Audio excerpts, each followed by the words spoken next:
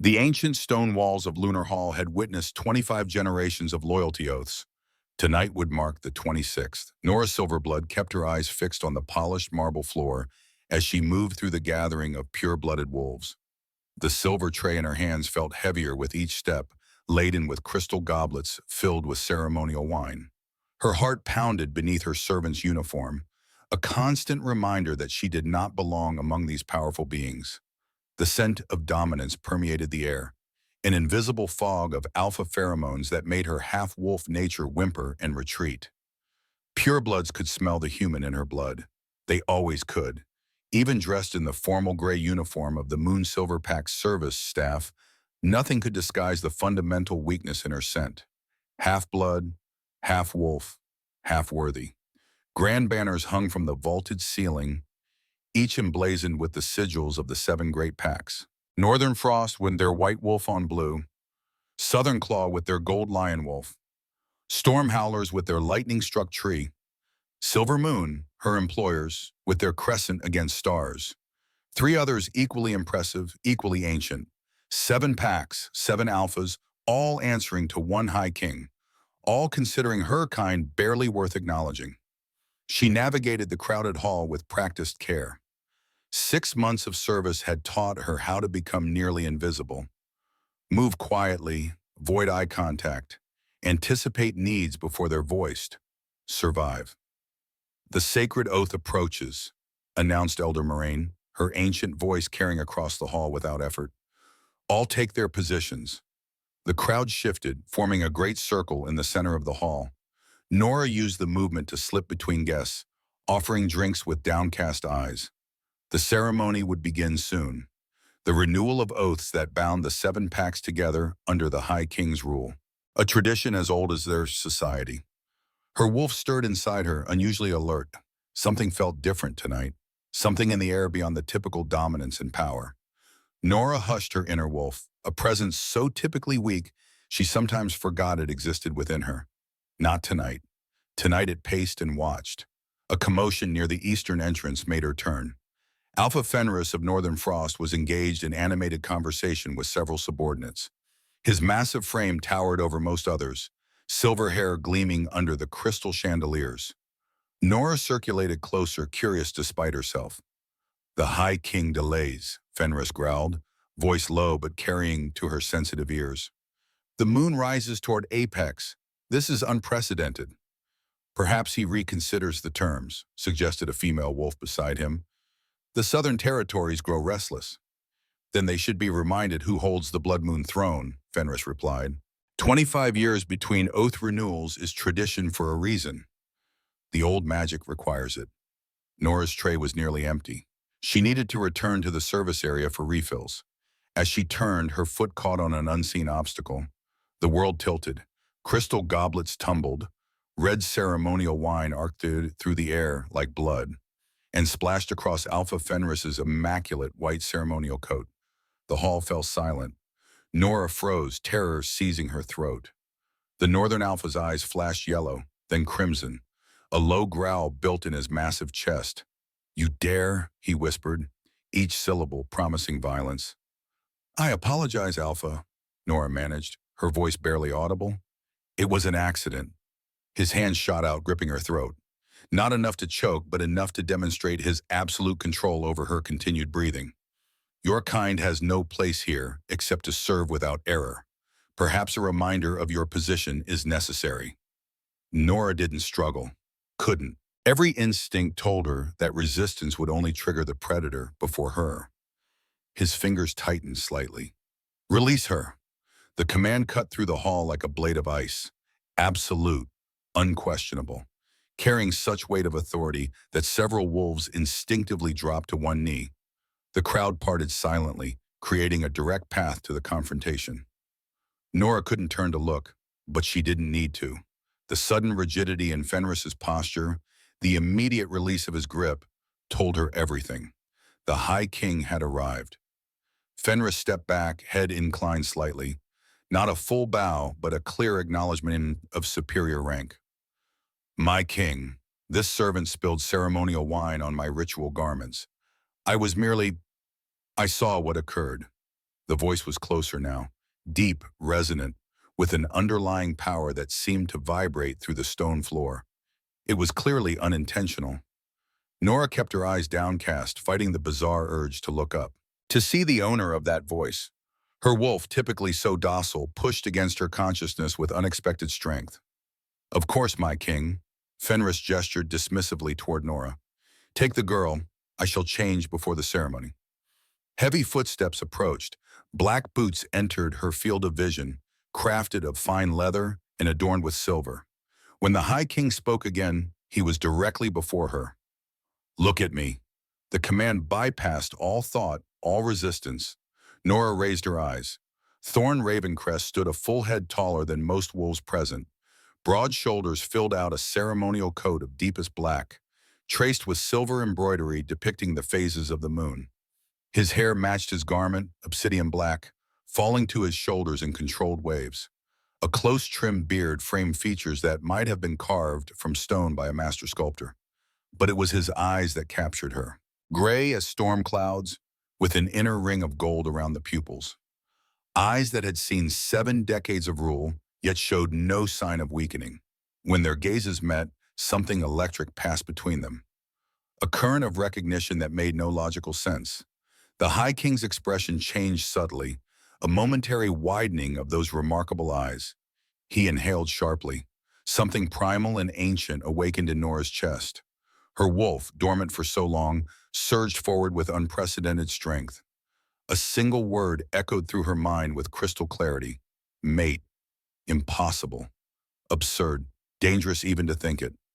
Yet the High King's nostrils flared again, drawing in her scent with deliberate focus. His pupils dilated. The golden ring around them seemed to glow brighter. "What is your name?" he asked, voice lowered for her alone. "Nora Silverblood, your majesty." The words emerged as barely a whisper. His jaw tightened. Something like recognition flickered across his features at her surname. Before he could respond, Elder Moraine approached. "My king, the moon reaches its apex. We must begin." Thorn nodded without taking his eyes from Nora. "Yes, but first I require private counsel. This woman will accompany me." Murmurs spread through the hall. Fenris frowned deeply.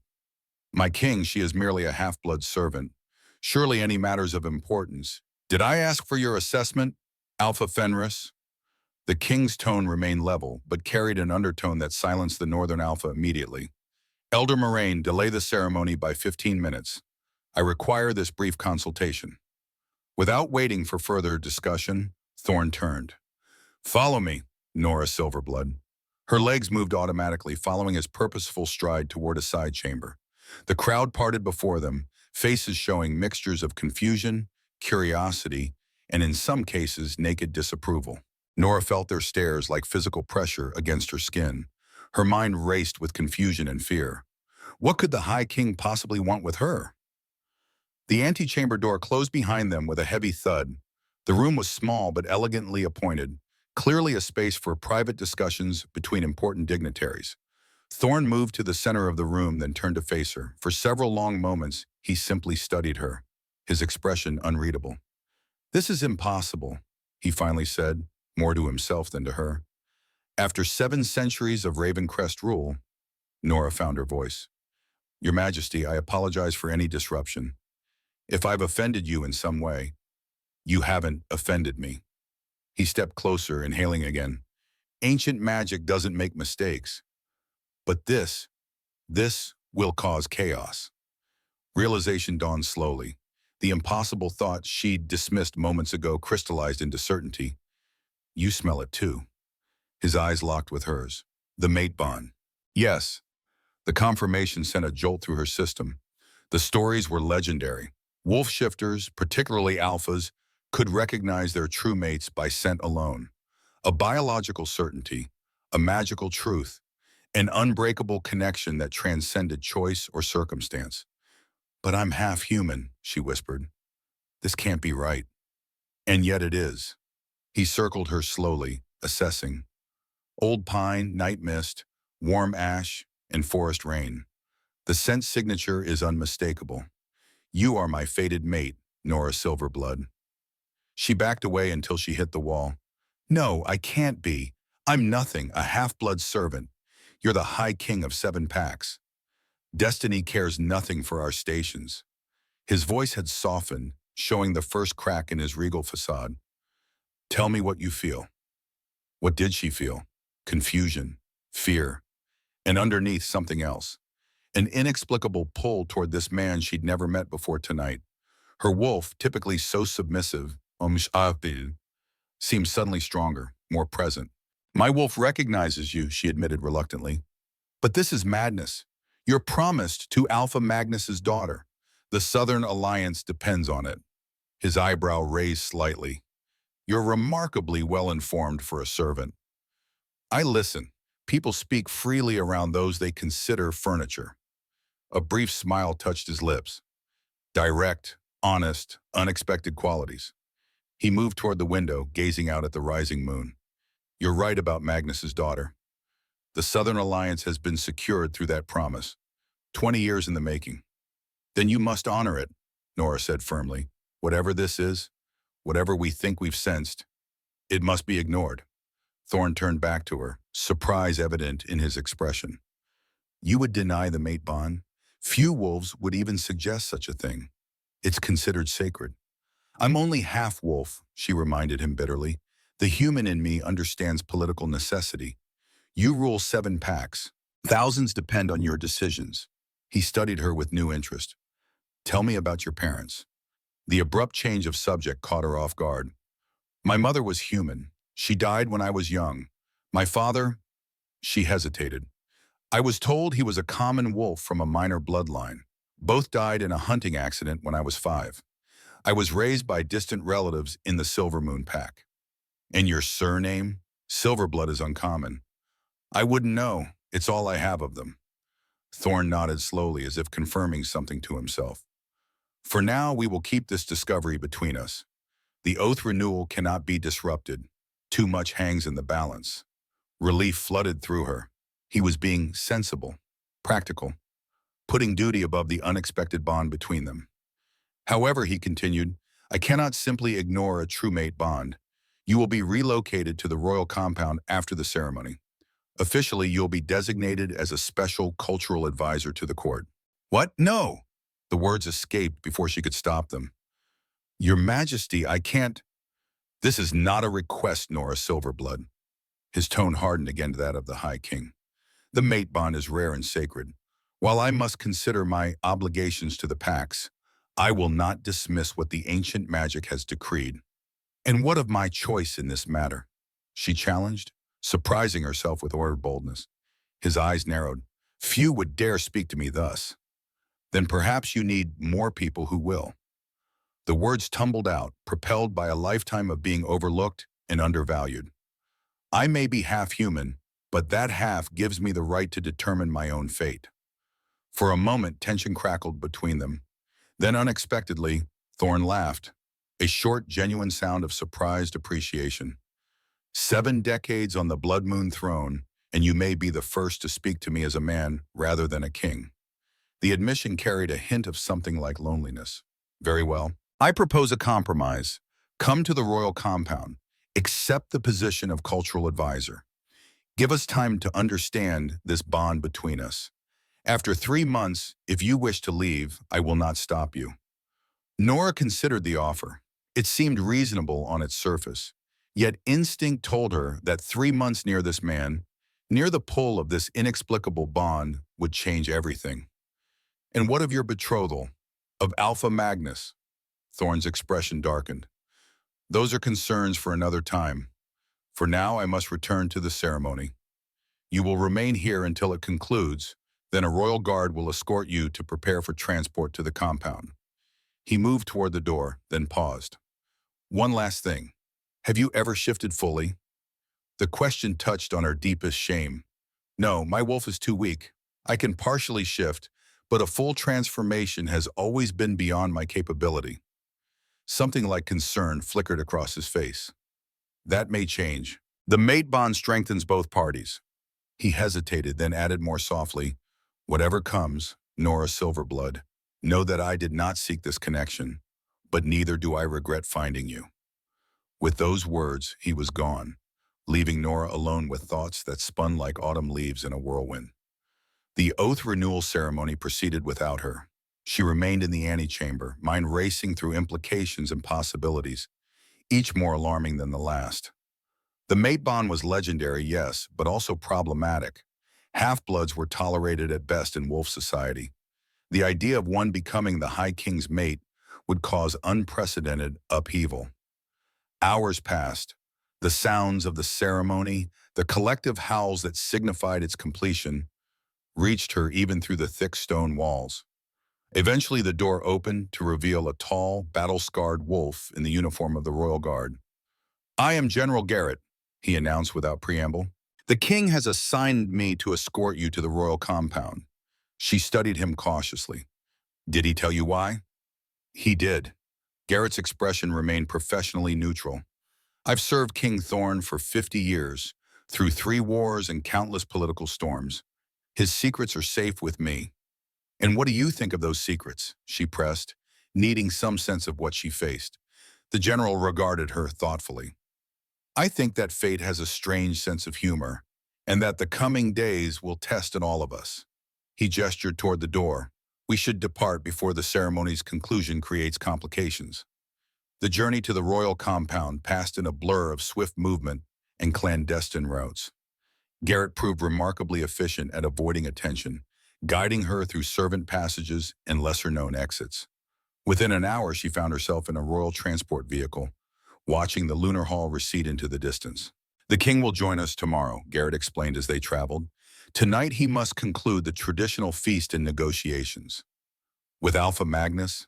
Garrett's eyebrow raised slightly. "You are well informed." "As I told His Majesty, people speak freely around servants." "Indeed." The general nodded thoughtfully. "You should know that Magnus has been pushing for an immediate royal wedding announcement. He grows impatient after 20 years of engagement negotiations." Nora looked out at the passing landscape, illuminated by moonlight. "Then the king should give him what he wants. Political stability matters more than—" She trailed off. "Than a mate bond?" Garrett finished. "Many would disagree. In our long history, true mate bonds for ruling alphas have produced our strongest leaders and most prosperous eras. History books are written by the victorious, not the destroyed," she countered. "How many wars have been fought over mate claims?" Garrett actually smiled. "You are not what I expected." "And what did you expect, General?" "Someone awed by the honor, intimidated by the king, eager to claim elevated status." He studied her with new interest. "Instead, I find someone concerned with political stability and historical consequences." Nora shrugged. "Perhaps that's the human half of me. Perhaps it's exactly what he needs." The royal compound appeared on the horizon, a sprawling complex built into the side of a mountain. Ancient stone foundations supported newer structures, creating a visual history of the 7 centuries of Ravencrest rule. Guards patrolled its perimeter, their forms occasionally visible as they moved through pools of light. "Your temporary quarters are in the eastern wing," Garrett explained as they approached. "Close enough to the royal chambers to be appropriate for a cultural advisor, far enough to avoid immediate gossip." "Has the king thought of everything?" "It's his nature." The general's tone carried genuine respect. 7 decades of rule teaches foresight. The vehicle passed through 3 security checkpoints before entering an underground garage. Garrett led her through a series of corridors and finally to a door carved with lunar symbols. "These will be your quarters. Staff have prepared them with appropriate attire and necessities. If you require anything, use the communication panel beside the bed." He paused. "The king asked me to tell you one more thing." "Yes?" He said, "Sleep well, Nora Silverblood. Tomorrow we begin to unravel destiny." With those cryptic words, Garrett left her alone in quarters more luxurious than any she had ever occupied. The spacious rooms featured furnishings of dark wood and deep blue fabrics. A massive window offered views of the forested valley below the compound. The bedroom contained a bed large enough for 4 people, with linens of such quality that she hesitated to touch them. She explored the space in stunned silence, occasionally running her fingers over surfaces as if to confirm their reality. The bathroom contained a sunken tub that could serve as a small pool. The closet held clothing in her size, everything from casual wear to formal attire fit for royal functions. It felt like a beautiful prison. Sleep proved elusive. Her wolf remained restless, more active than it had ever been. The mate bond, now acknowledged, seemed to strengthen the creature's presence in her consciousness. She paced the rooms, trying to make sense of the day's events, of the impossible future that loomed before her. Morning arrived with soft golden light and a knock at her door. She opened it to find not a servant as expected, but an elderly woman in formal robes adorned with ancient symbols. Her silver hair was arranged in elaborate braids, and her eyes held the wisdom of tremendous age. "I am Elder Thalia," the woman announced. "May I enter?" Nora stepped aside wordlessly. The elder carried an air of authority that made refusal unthinkable. "So," Talia said once the door closed behind her, "you are the one. I sensed the disturbance in the ancient magics last night. A true mate bond forming after so many years. You know why I'm here? I am keeper of the old knowledge, child. Little occurs within these walls that escapes my notice." The elder moved to the window, gazing out at the valley below. "Especially when it involves potential upheaval in a dynasty 7 centuries old." Nora's heart sank. "Then you disapprove?" "I neither approve nor disapprove. I observe. I advise." Talia turned to face her. "And occasionally I reveal truths long hidden." Something in the elder's tone raised goosebumps along Nora's arms. "What truths?" "Your father was not a common wolf from a minor bloodline." The statement fell like a stone into still water. "Your father was Alexander Silverblood, former alpha of the Ghost Moon Pack." The name meant nothing to Nora, yet sent a jolt through her system nonetheless. "I don't understand. There is no Ghost Moon Pack." "Not anymore." Talia's eyes held ancient sorrow. "Once there were 8 great packs, not 7. The Ghost Moon was destroyed, its surviving members absorbed into other packs, its name struck from official records.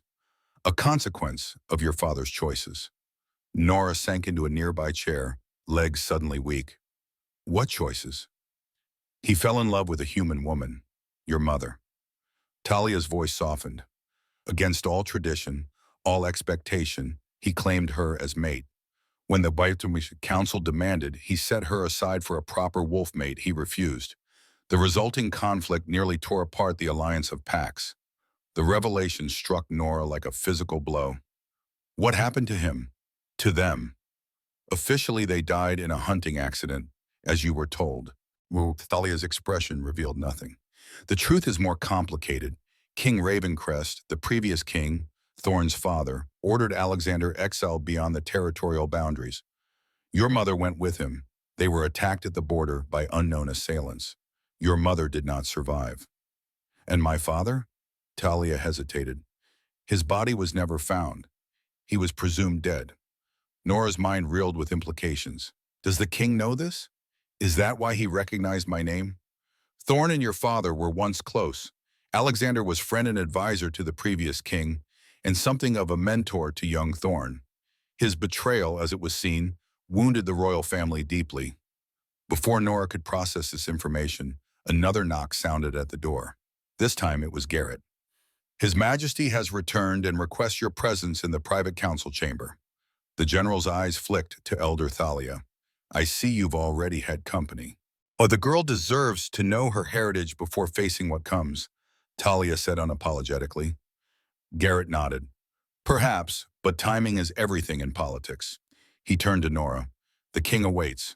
She followed Garrett through the compound's labyrinthine corridors, mind still spinning from Thalia's revelations. The private council chamber proved to be a circular room with a round table at its center. Maps and documents covered one wall, while ancient weapons adorned another. Thorn stood at the window, his back to the door, hands clasped behind him. "Leave us, Garrett," he said without turning. When the door closed, silence stretched between them. Finally, Thorn spoke again, still facing the window. "You've spoken with Elder Thalia." It wasn't a question. "Yes." "And she told you about Alexander Silverblood?" "Yes." Nora found her voice strengthening. "She said he was an alpha, that he was your friend." Thorn turned then, his expression a mask of controlled emotion. "He was more than my friend. He was like an older brother to me. My father's most trusted advisor, the finest warrior the Pax had ever seen. Pain flickered across his features, and then he threw it all away for a human woman. The contempt in his voice stung. My mother. Yes. He moved toward the table, putting distance between them. I apologize. That was unnecessarily harsh. Alexander's choices were his own, and your mother paid the ultimate price for loving him. Elder Thalia said they were attacked at the border during exile, on your father's orders. Thorne's jaw tightened. My father ordered the exile, not the attack. That investigation remained unresolved when he passed. A cold suspicion formed in Nora's mind. Convenient. Careful, Thorne warned, eyes flashing at you. Speak of my father and your king. I speak of a man who destroyed a pack, exiled his friend, and potentially ordered the murder of my parents, she countered. Being king doesn't make one infallible. For a moment, anger flared in his eyes, then surprisingly it faded into something like respect. Few would dare speak such thoughts aloud. Fewer still to my face. Perhaps that's your problem. Too many people telling you what you wish to hear, not what you need to hear. A hint of amusement touched his expression. And you believe you know what I need to hear, Nora Silverblood? I know that I cannot be your mate, she stated firmly.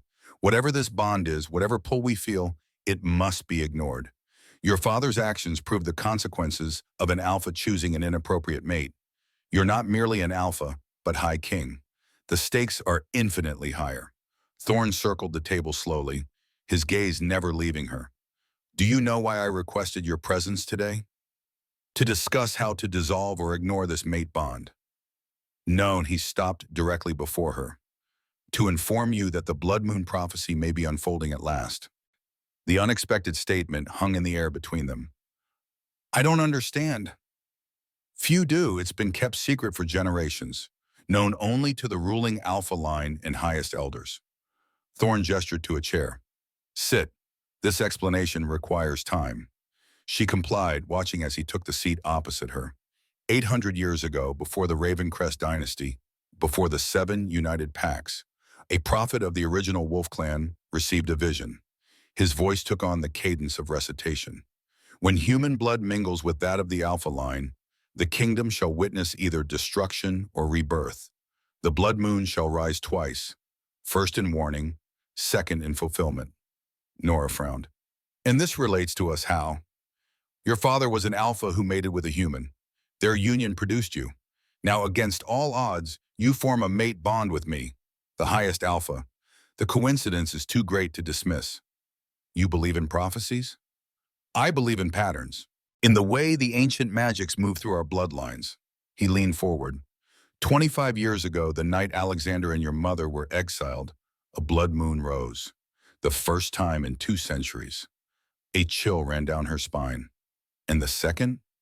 Tonight. Before she could respond, the door burst open. Garrett entered, his expression grim. My king, forgive the interruption. We have a situation. 3 assassins were caught attempting to breach the East Wing perimeter. They were targeting this specific sector. Thorne stood immediately. Casualties? 1 guard injured. The assassins are dead. Garrett hesitated, glancing at Nora.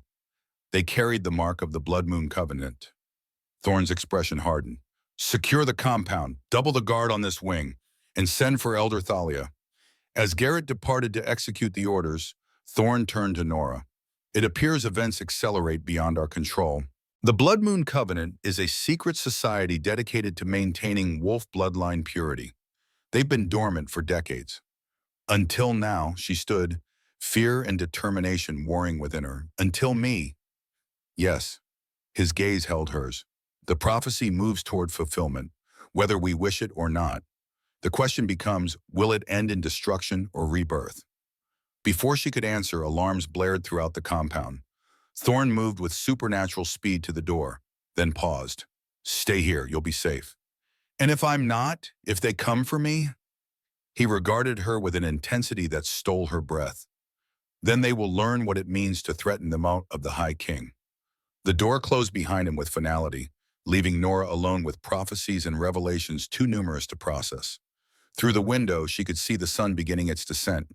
By nightfall, the blood moon would rise, and with it, a future she could neither predict nor escape. Hours passed in tense isolation. Occasional updates came through Garrett or other royal guards. The compound remained on high alert. Additional assassins had been intercepted at the outer perimeter. Intelligence suggested a coordinated effort by multiple factions opposed to any potential union between the High King and a half-blood. As twilight approached, Elder Thalia returned, accompanied by a stranger. Tall and lean, with silver-streaked dark hair and eyes that had witnessed too much suffering, he carried himself with the dangerous grace of a seasoned warrior. "This is Draken," Thalia introduced him, "a lone wolf who brings critical information." Draken studied Nora with disconcerting intensity. "She has his eyes," he said finally. "Alexander's eyes." "You knew my father?" Nora asked, heart racing. "We fought together for 30 years. A ghost of a smile touched his weathered face. "I was with him the day he met your mother. The moment that changed everything." Before she could question him further, the door opened again. Thorn entered, followed by Garrett and another wolf, younger, with features similar enough to the king's to suggest kinship. "My brother Lucas," Thorn introduced briefly. "The situation has escalated. Alpha Magnus has arrived unannounced with a delegation. He demands an immediate audience." Lucas stepped forward. "He knows about her," he said, nodding toward Nora. "Rumors spread from the oath renewal. He's furious about the potential threat to his daughter's betrothal." "How did they connect her to the mate bond so quickly?" Garrett asked. "Betrayal," Draken answered simply.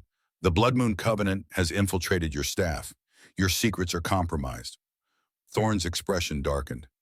"Magnus is a traditionalist above all. If he believes I've found a true mate, especially a half-blood, he'll challenge the succession," Lucas finished. "The Southern Pax will withdraw support. We could face civil war within months." The weight of those words hung heavy in the room. Nora felt the crushing pressure of responsibility, of lives potentially lost because of a bond she'd never asked for. "There must be a solution," she said. "Some way to prove I'm not what they think, that there's been a mistake." "Denying a true mate bond would be unprecedented," Talia observed, "and likely unsuccessful. The ancient magics cannot be deceived." "Then I'll leave," Nora suggested desperately. "Disappear, return to Silver Moon Pack and my former life." "Too late," Draken's voice held certainty. "The Blood Moon Covenant has marked you. They'll find you wherever you go." Thorn had remained silent, his expression unreadable. Now he straightened, decision crystallizing in his eyes. "Bring Magnus to the throne room. Full formal protocol." He turned to Nora. "You will join us." "Is that wise?" Lucas questioned. "Wisdom fails us when prophecy intervenes," Thorn replied. "Now we must rely on courage." He addressed Nora directly. "Are you prepared to face what comes?" In that moment, staring into the storm-gray eyes of the High King, Nora felt something shift within her. Her wolf, so long submissive, rose with newfound strength. Whatever came next, she would face it standing tall. "Yes," she answered, "I'm ready." The throne room of the royal compound stood as a testament to 7 centuries of Ravencrest rule. Massive pillars carved from single trees supported a ceiling adorned with constellations, rendered in precious metals. The Blood Moon throne itself sat upon a raised dais, constructed from ancient heartwood and adorned with silver inlays depicting wolves in various forms. 7 smaller thrones flanked it, one for each pack alpha. Magnus of the Southern Claw waited at the center of the chamber, flanked by 6 warriors in ceremonial armor. Tall and powerfully built, with tawny hair and predatory amber eyes, he projected absolute authority. Beside him stood a younger woman with similar coloring, Celine, his daughter and Thorn's long-promised bride. Thorn entered first, dressed in formal regalia that emphasized his status as High King. Nora followed several paces behind, as protocol dictated for advisors. She wore a simple blue dress that Elena had provided, elegant but deliberately understated. "Alpha Magnus," Thorn greeted, taking his seat upon the throne. "Your unannounced arrival suggests urgent business." Magnus's eyes flickered briefly to Nora before returning to the king. "Urgent indeed. Rumors reach my ears that disturb the foundations of our alliance." "Rumors often distort truth," Thorn replied evenly. "Speak plainly of your concerns." "They say you've claimed a mate bond." Magnus's voice carried throughout the chamber. with a half-blood servant girl. The accusation hung in the air. Nora felt every eye in the room turned to her, assessing, judging. Her spine straightened instinctively. Not rumors, Thorne confirmed calmly. Truth. The ancient magics have revealed Nora Silverblood as my true mate. Gasps and murmurs filled the chamber. Magnus's face darkened with fury. This is outrageous. An insult to my house and daughter. We have waited 20 years for this union. The mate bond supersedes all prior arrangements, Elder Thalia interjected. This has been our law since time immemorial. Law, Magnus snarled. What of honor? What of bloodline purity? This half-breed would pollute the royal line. Careful, Thorne warned, voice dangerously soft. You speak of my intended mate. Celine stepped forward unexpectedly. Father, please. If the mate bond is true, Silence, Magnus snapped at his daughter. This changes everything. The Southern Pax will not bend knee to a throne shared with diluted blood. Lucas moved closer to his brother's throne. Are you threatening withdrawal from the Alliance, Alpha Magnus? Not merely threatening. Magnus drew himself up to full height. I am declaring it. Unless this abomination of a pairing is rejected, the Southern Pax will stand independent once more. Others will follow. The implications were devastating. Civil war, destruction of an alliance that had maintained peace for centuries, thousands of lives potentially lost. All because of her. Nora felt the weight of it crushing her chest. She stumbled forward. I wish to speak. All eyes turned to her in shock. A mere cultural advisor and a half-blood at that, requesting voice in such proceedings was unprecedented. Thorne nodded. Speak, Nora Silverblood. She faced Magnus directly.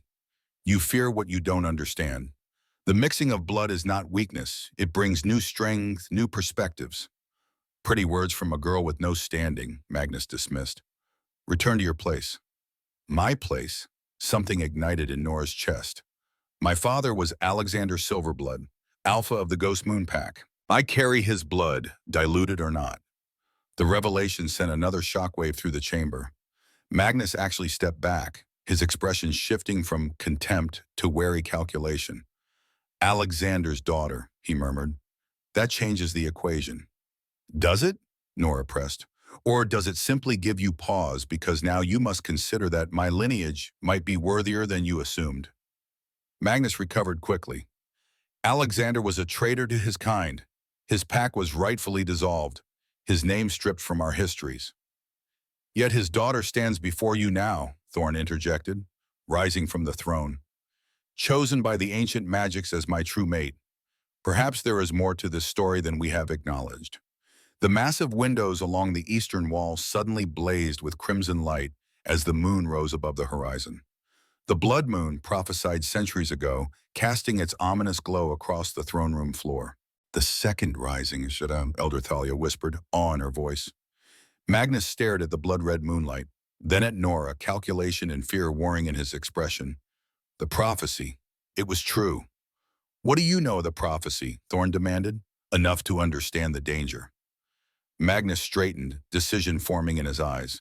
I withdraw my immediate opposition, pending further counsel with the Southern elders. But know this, if the half-blood proves unworthy of the throne, we will not hesitate to challenge your rule by any means necessary. Is that a threat, Alpha Magnus? A promise, High King. Magnus bowed stiffly. We depart immediately to prepare our packs. The blood moon rises. Change comes, whether we welcome it or not. As the Southern delegation departed, tension remained thick in the throne room. Nora stood bathed in crimson moonlight, aware that every life in the 7 packs had just shifted because of her existence. Well, Lucas said into the silence, that could have gone worse. It will, Draken predicted grimly. Magnus retreats to regroup, not to accept. The Blood Moon Covenant acts on his behalf while maintaining his plausible deniability. Thorne descended from the dais, coming to stand before Nora. The red moonlight cast shadows across his features, emphasizing the weight of kingship etched into his expression. The Council of Elders must be convened, he announced. They alone can provide official sanction for a mate pairing of this complexity. And if they refuse, Nora asked. They won't refuse outright, Talia explained, but they will require proof of worthiness. A trial period. 3 months during which you will be educated in our ways, tested for suitability as queen. 3 months during which every enemy of progress will plot against her, Garrett added soberly. Thorne's gaze never left Nora's face.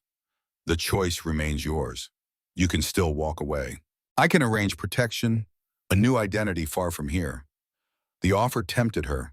Escape from politics, prophecy, danger. Return to anonymity and safety. Yet something stronger held her in place. The newly awakened wolf within her refused to run. The daughter of Alexander Silverblood would not hide. No, she said firmly. I don't believe in fate or prophecies, but I do believe in facing challenges directly. She stepped closer to Thorne, close enough to feel the heat radiating from his powerful frame. I'll stay. I'll undertake your trials. And then, when the 3 months have passed, I'll decide my own destiny. Something like pride flickered in Thorne's eyes. Then it's decided. From this night forward, you stand as my intended mate, subject to the trial period of the ancient laws. He addressed the others. Prepare the formal announcements. Increase security throughout the compound. The path ahead will not be easy. As the others dispersed to execute his commands, Thorne extended his hand to Nora. After a moment's hesitation, she took it. His fingers closed around hers, warm and strong. The contact sent a jolt of awareness through her system, the mate bond humming between them like a physical force.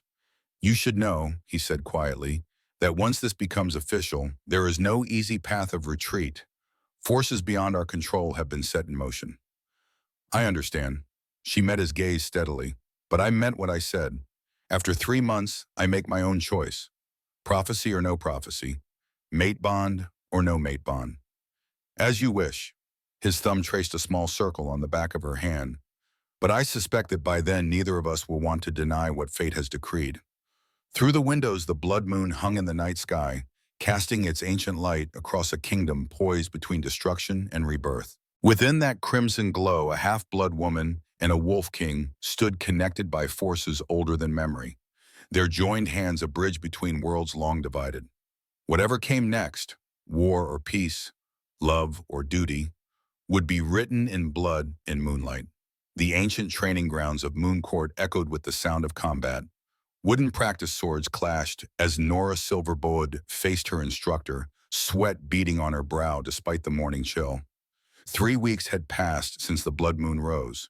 3 weeks of rigorous training that tested body and mind beyond anything she had ever experienced. Again, I'm Pashtin. Again, commanded Garrett, circling her with predatory focus. Your opponent will not grant you time to recover. Nora raised her practice sword, muscles screaming in protest. The wooden weapon felt impossibly heavy after 2 hours of continuous drills. Her half-wolf nature granted her more strength and endurance than a human, but far less than a pure blood. Every session pushed her to her absolute limits and beyond. An alpha attacks with confidence, Garrett continued, lunging suddenly. Anticipate the movement. React without thought. She parried instinctively, the wooden blades connecting with a sharp crack. The impact traveled up her arms, but she maintained her grip. A small victory, one of precious few. Better, the general acknowledged. Your reflexes improve, but your wolf remains dormant. Until you can shift fully, you fight with half your potential. The reminder stung. Despite 3 weeks of training, her wolf remained stubbornly reluctant to emerge completely. Partial shifts were all she could manage, bringing out claws or enhancing her senses temporarily. Never the full transformation that pure bloods achieved effortlessly. That's enough for today, Garrett decided, noting her exhaustion. Elder Thalia awaits you in the history chamber. Nora lowered her weapon, breathing heavily. More lessons on pack genealogy? Wolf law today, he corrected, the foundation of our society, essential knowledge for any potential queen. Queen, the word still felt foreign, impossible, yet every day brought her closer to that potential reality. The formal announcement of her status as the king's intended mate had sent shockwaves throughout the 7 packs. Outrage from traditionalists, cautious hope from progressives, calculation from those who saw opportunity in upheaval. She walked the stone corridors of the royal compound, her body aching from exertion. Servants bowed respectfully as she passed. though she caught the occasional sideways glance, the whispered comments when they thought she couldn't hear. Half-blood, unworthy, temporary. The history chamber stood at the heart of the compound, its walls lined with ancient texts and artifacts from centuries of pack history. Elder Thalia waited inside, surrounded by open scrolls and leather-bound volumes. "You're late," the elder observed without looking up. "Training ran long," Nora explained, taking her seat at the massive oak table. "Garrett believes my combat skills require priority." "Combat is merely one aspect of leadership." Talia finally raised her eyes from the text before her. "The law binds us together. Understanding its nuances may save your life when strength alone cannot." For the next 3 hours, Nora immersed herself in the intricacies of wolf law, the hierarchical structure that defined pack relationships, the sacred traditions governing everything from mating to territory disputes, the subtle variations between northern and southern interpretations of ancient statutes. "The trial period law originated during the Second Dynasty," Thalia explained, pointing to a yellowed manuscript. "When Alpha Grayson took a mate from a rival pack, questions arose about her loyalty. The trial proved her worthiness beyond doubt." "And has a half-blood ever undergone such a trial?" Nora asked. Talia's expression softened slightly. "No, you are the first, which makes your position both dangerous and potentially transformative. If I survive the 3 months." "Indeed." The elder studied her thoughtfully. "The Blood Moon Covenant grows bolder. 2 more infiltration attempts this week alone." News of the attempts had been kept from her, another example of decisions made on her behalf. "I should have been told. The king thought it better to allow you to focus on your training." "The king thinks many things better kept from me," Nora observed with a growing frustration. "Yet my life hangs in the balance." Talia closed the ancient text carefully. "Thorn Ravencrest has ruled for 7 decades. Protection comes naturally to him, especially regarding his mate." "I am not his mate yet," Nora countered. "The bond may exist, but the choice remains mine, and I cannot choose wisely when information is withheld." A hint of approval flashed in the elder's eyes. "Spoken like a queen already. Perhaps your next lesson should come from the king himself." The elder's words proved prophetic. That evening, a royal attendant arrived at Nora's quarters with a formal invitation to dine with the king and his brother in the private royal dining chamber. Such an invitation had not been extended since her arrival. Thorn had maintained a respectful distance, allowing her space to adjust to her new circumstances and training regimen. She selected a simple dress of deep blue from the extensive wardrobe provided for her. Not too formal, yet appropriate for dining with royalty. Her hair, growing longer since her arrival, she wore loose around her shoulders. The private dining chamber occupied a section of the North Tower, offering spectacular views of the surrounding mountains through floor-to-ceiling windows. A circular table of polished heartwood dominated the center, set with silver and crystal that gleamed in the light of dozens of candles. Thorn and Lucas were already present when she arrived. The brothers stood in conversation near the windows, both turning at her entrance. The king wore formal attire in his signature black, silver embroidery catching the light as he moved. Lucas, dressed more casually in deep green, offered a guarded smile. "Nora Silverblood," Thorn greeted her formally. "Thank you for joining us." "Your Majesty," she responded with the slight bow protocol demanded. "Prince Lucas." The invitation was unexpected. "Yet not unwelcome, I hope," Lucas said, studying her with open curiosity. "Any break from Elder Thalia's history lessons is welcome," she admitted, earning a surprised chuckle from the younger Ravencrest. "I see why you intrigue my brother," Lucas commented. "Few would dare such honesty in these halls." Thorn gestured toward the table. "Please be seated. We have much to discuss." The meal began with formal courtesy, servants presenting courses of traditional wolf delicacies. Venison prepared rare, forest mushrooms harvested under the full moon, wine aged in oak barrels for precisely 7 years, as tradition dictated for royal tables. Conversation remained carefully neutral through the first course. Comments on her training progress, observations about the unseasonably cool weather, the upcoming harvest festival preparations. Only when the servants withdrew after the main course did Thorn address more significant matters. "You believe I withhold information from you," he stated directly. Nora met his gaze steadily. "Elder Thalia mentioned 2 infiltration attempts this week. I learned of them only today. Lucas glanced between them, clearly sensing the underlying tension. Perhaps I should leave you two to discuss this privately. Stay, Nora said. This concerns the security of the royal family. Your perspective matters. Lucas settled back in his chair, impressed by her command. Thorne studied her with unreadable eyes. The infiltrators were captured before reaching the inner compound, he explained. You were never in immediate danger. That is not the point, she countered. This is my life, my future. I cannot prepare for threats I'm unaware of. She's right, Lucas interjected unexpectedly. The council members speak openly of her inexperience, her unfamiliarity with our ways. Yet how can she learn if we shelter her from realities? Thorne's expression tightened momentarily. Then surprisingly, he nodded. A fair assessment, very well. From this point forward, you will receive daily security briefings alongside your other lessons. Thank you, Nora said, surprised by his acquiescence. May I ask about the current political situation as well? The rumors reaching even my sheltered ears suggest growing unrest. The brothers exchanged glances. Lucas raised an eyebrow, receiving a slight nod from Thorne in response. 3 of the 7 packs now openly question my decision regarding our potential mating, Thorne explained. Magnus has united the southern packs in opposition. Northern Frost remains tentatively loyal, while the others watch and wait.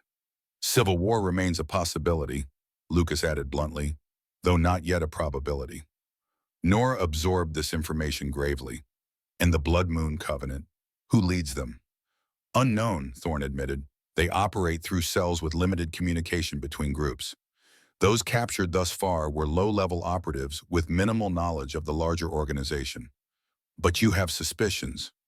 A hint of appreciation flickered in Thorne's eyes at her perception. Magnus benefits most from their activities, yet no evidence directly links him to their leadership. Convenient, Nora observed. Indeed. Lucas leaned forward, curiosity evident. May I ask a personal question, Nora Silverblood? She nodded cautiously. The mate bond, he continued. What does it feel like to you? The texts describe it differently from each perspective. The unexpected question caught her off guard. Her eyes flicked briefly to Thorne, whose expression remained carefully neutral, though she sensed his intense interest in her answer. It feels like... She searched for words that could adequately describe the sensation. Like a thread connecting us, invisible but undeniable, sometimes barely perceptible, other times overwhelmingly present. And your wolf? Lucas pressed. The texts speak of strengthening. My wolf has grown more present, she acknowledged, more assertive, though still unable to fully shift. That will come, Thorne said with quiet certainty. The bond strengthens both parties over time. Your wolf awakens gradually. Lucas studied them both with evident fascination. Remarkable. The first true royal mate bond in 3 generations. Conversation shifted to safer topics as dessert was served. Yet throughout the remainder of the meal, Nora felt Thorne's attention like a physical touch. The thread between them hummed with awareness, with possibilities unacknowledged. As the evening concluded, Thorne accompanied her back toward her quarters, dismissing the customary guards with a gesture. They walked in silence through moonlit corridors, the tension between them palpable. You did well tonight, he finally said. Lucas rarely warms to strangers. He seems less convinced of my inadequacy than most. Thorne stopped walking, turning to face her directly. Moonlight streaming through tall windows cast half his face in silver, half in shadow. That what you believe? That I find you inadequate? I believe you find me unexpected, she answered carefully. An unwanted complication in carefully laid plans. Not unwanted, he corrected, his voice lowering. Unanticipated. There's a difference. The distinction hung in the air between them. For a moment, the carefully maintained distance separating them seemed to narrow, the mate bond pulling like gravity. The coming weeks will grow more difficult, he continued, stepping back slightly. The first month of your trial period was intentionally sheltered. The second will not be. What changes? Public appearances, council meetings, formal introduction to pack representatives. His expression grew serious. Opportunities for those who oppose us to test you directly. I'll be ready. Something like pride flickered across his features. I believe you will. He hesitated, then added more softly, "Your father would be proud of what I've seen thus far." The mention of Alexander Silverblood caught her by surprise. "You rarely speak of him." "The memories remain complicated." Thorne's gaze turned distant. "He was the finest wolf I've ever known. Until his choice tore apart everything we'd built. His choice to love my mother. His choice to place personal desire above pack stability," Thorne corrected. "A choice I once condemned without hesitation. And now?" His eyes returned to hers, intense and unreadable. "Now I understand the power of the mate bond in ways I could not then. The pull it exerts, the certainty it creates." Before she could respond, he stepped back, formal demeanor returning. "Rest well, Nora Silverblood. Tomorrow your real trials begin." The next morning arrived with unexpected commotion. Raised voices outside her quarters roused Nora before dawn. She opened her door to find Garrett engaged in heated discussion with a wolf she didn't recognize. Both turned at her appearance. "What's happening?" she asked. Garrett's expression tightened. "We have an unexpected visitor. Celine Moonclaw requests an audience." "Magnus's daughter?" Nora's surprise was genuine. "Here." "Arrived under cover of darkness," the stranger confirmed. "Alone, claiming urgent business that concerns you directly." Nora considered this development carefully. "Where is she now?" "The Western reception chamber," Garrett answered. "Under guard. Autonome." "I'll see her." Garrett's eyebrows rose. "Are you certain that's wise? Her father leads the opposition against you." "Which makes her appearance here all the more intriguing," Nora countered. "Have her brought to the garden terrace. Public enough for safety, private enough for conversation." 30 minutes later, Nora waited in the morning sunlight, filtering through the garden's ancient trees. The terrace overlooked carefully tended beds of flowers and medicinal herbs, some varieties so rare they existed nowhere else in the territories. Celine Moonclaw entered with the fluid grace characteristic of pure bloods. Tall and elegantly proportioned, with tawny hair cascading down her back in elaborate braids, she embodied the wolf aristocracy's ideal of beauty. Her amber eyes assessed Nora with undisguised curiosity. "Nora Silverblood," she greeted, voice melodious and controlled. "Thank you for agreeing to meet." "Your arrival caused quite a stir," Nora replied. "Your father's opposition to my presence here is well documented." A ghost of a smile touched Celine's lips. "My father speaks for himself, not for me." "Interesting." Nora gestured toward the stone bench beside her. "Please join me. I'm curious what brings the Southern Alpha's daughter secretly to her father's enemies." Celine sat with perfect posture, hands folded in her lap. "Are you my enemy, Nora Silverblood? Or merely the woman fate selected instead of me?" The directness of the question was refreshing after weeks of court politics and careful words. "I never sought this position. Few seek fate, it finds us regardless." Celine's gaze traveled over the garden thoughtfully. "For 20 years, I prepared to become Thorne's queen, studied northern customs, learned 7-pack dialects, memorized bloodlines and alliances. Then you appeared, and 2 decades of preparation became irrelevant overnight." "I'm sorry," Nora said, surprised to realize she meant it. "Are you?" Celine turned, studying her intently. "You gain a kingdom. I lose a future. I gain uncertainty and danger. You remain free to choose your path forward." Celine laughed softly. "An unexpected perspective. Perhaps the rumors of your refreshing directness are accurate." "Why are you here, Celine Moonclaw?" The Southern Wolf's expression sobered immediately. "To warn you, my father's public opposition masks a far darker agenda." Nora tensed. "The Blood Moon Covenant." "Yes." Celine leaned closer, lowering her voice. "He doesn't merely lead it. He resurrected it from centuries of dormancy with a specific purpose in mind. To prevent a half-blood from ascending to the throne. That was the initial motivation," Celine acknowledged. "But his ambitions have grown. The ancient texts speak of power in mixed blood. Power my father covets." Nora frowned. "What power? My wolf is weaker than any pure bloods." "For now." Celine's amber eyes held unexpected intensity. "Have you experienced anything unusual since the mate bond formed? Moments of unexpected strength? Sensations you cannot explain?" The question struck uncomfortably close to experiences Nora had dismissed as imagination. Brief flashes of heightened awareness, dreams filled with ancient forests and moonlight rituals, the growing restlessness of her wolf, pushing against constraints that had always contained it before. "Why would your father want such power?" she asked instead of answering directly. "Control." Celine's voice hardened. "The seven packs have maintained balance for centuries. He envisions a future where Southern Claw rules all territories. Why tell me this? He's your father, your alpha." Celine hesitated, conflict evident in her expression. "Because I've seen what becoming obsessed with the old magics has done to him. Witnessed his descent into something I no longer recognize." Her voice lowered further. "And because, despite everything, I believe in the sanctity of the mate bond. If fate chose you for Thorn, opposing that choice invites disaster." Before Nora could respond, the terrace door opened. Thorn entered, his expression thunderous. Celine stood immediately, head bowing slightly in instinctive response to his dominant presence. "Interesting company you keep this morning," he observed, eyes moving between them. "Celine brings information about her father," Nora explained. "Information you should hear." The tension in his shoulders eased marginally. "Indeed." Celine straightened, meeting his gaze with admirable composure. "My father leads the Blood Moon Covenant, using it to pursue goals beyond merely preventing your mating." "What goals?" "Power from the old magics, specifically power he believes exists in mixed blood when properly harnessed." Thorn's expression darkened further. "These are serious accusations against your own alpha."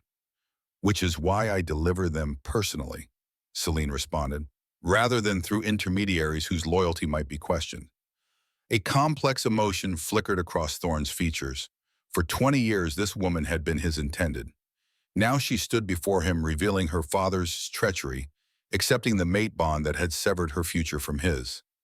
"You take significant risk coming here," he acknowledged. "Wait, Mom. Because the alternative is war," she answered simply.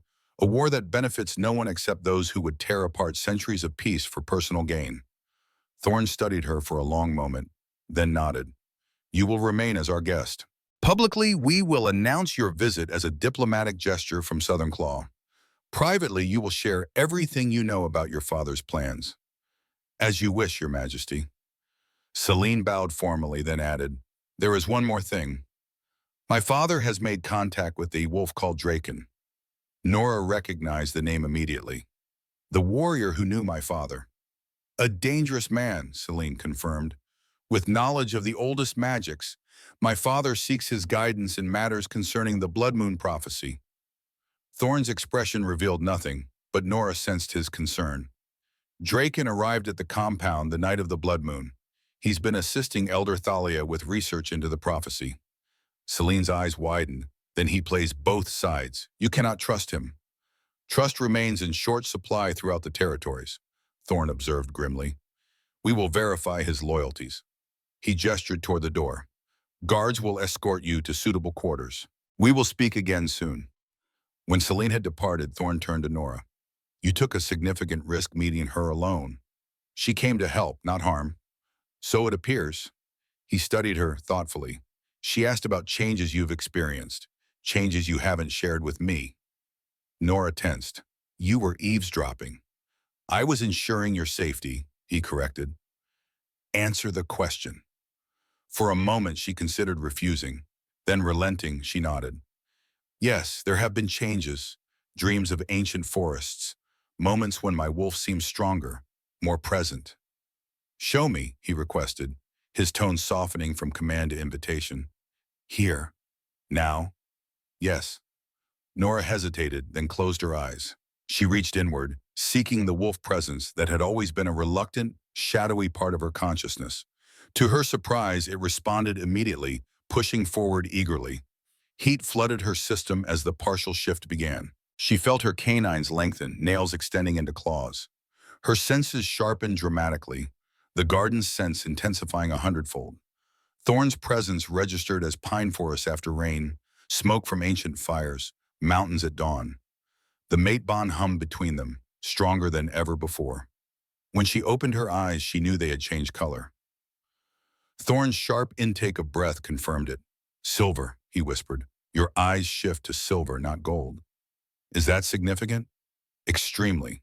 He stepped closer, studying her with new intensity. Silver eyes in shifted form haven't been seen in 5 generations. They indicate rare genetic heritage, typically associated with a stronger connection to the old magics. Like the power Magnus seeks? Possibly. Thorne's expression grew troubled. This development changes our calculations. If Magnus suspects your potential, the attacks will intensify, she concluded. He'll want me eliminated before I understand what I'm capable of, or captured for his own purposes. Thorne's jaw tightened. Your training must accelerate immediately. Later that afternoon, Nora found herself in the deepest level of the compound, a cavernous space carved directly into the mountain bedrock. Ancient symbols covered the walls, glowing faintly with residual magic from centuries past.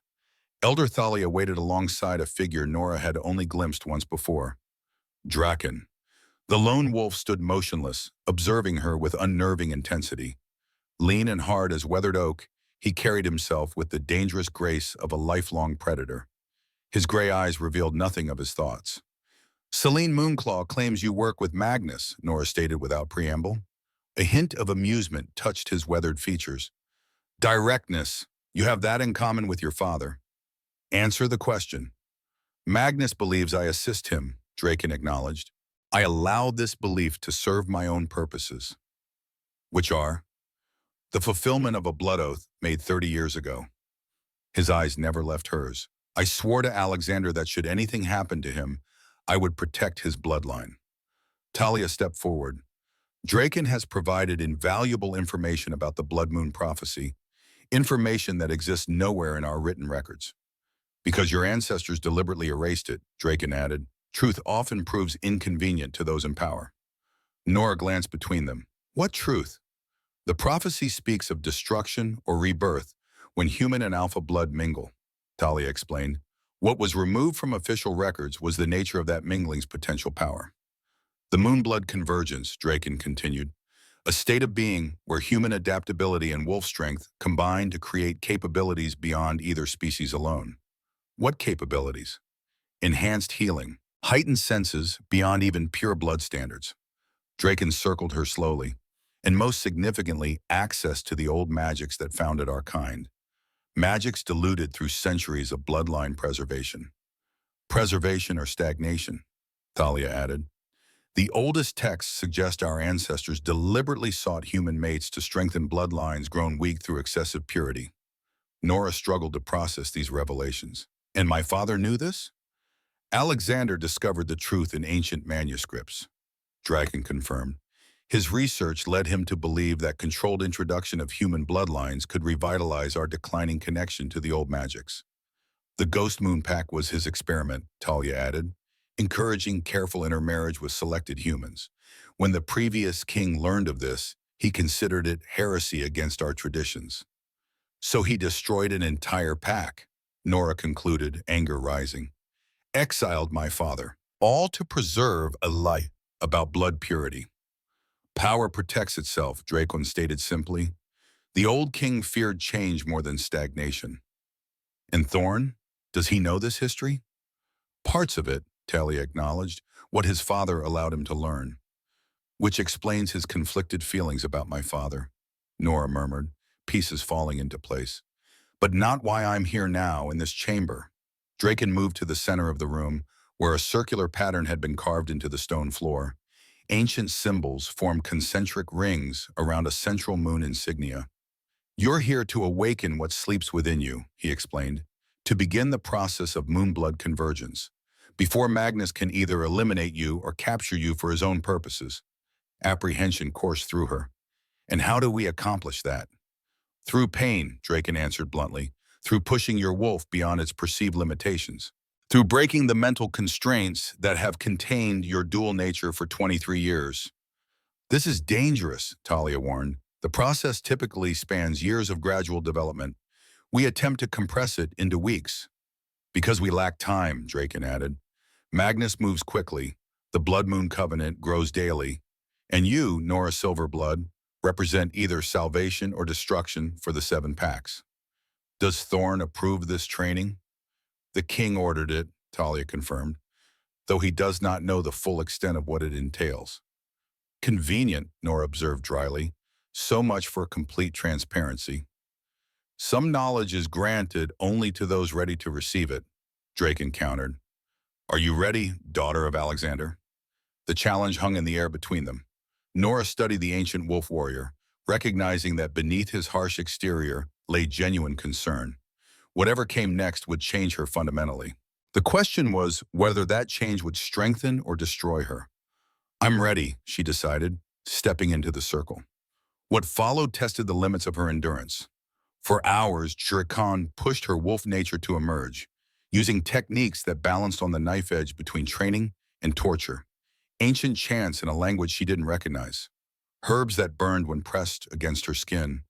Physical exertion beyond anything Garrett had demanded. Throughout it all, Elder Thalia monitored her condition, occasionally intervening when Draken pushed too far. By nightfall, Nora lay exhausted in the center of the circle, body trembling from exertion, mind spinning with new awareness of the wolf within her. Enough for today, Talia finally declared. Her system needs time to adjust. Draken nodded, kneeling beside Nora's prone form. You endured well, better than I expected. Is that supposed to be a compliment?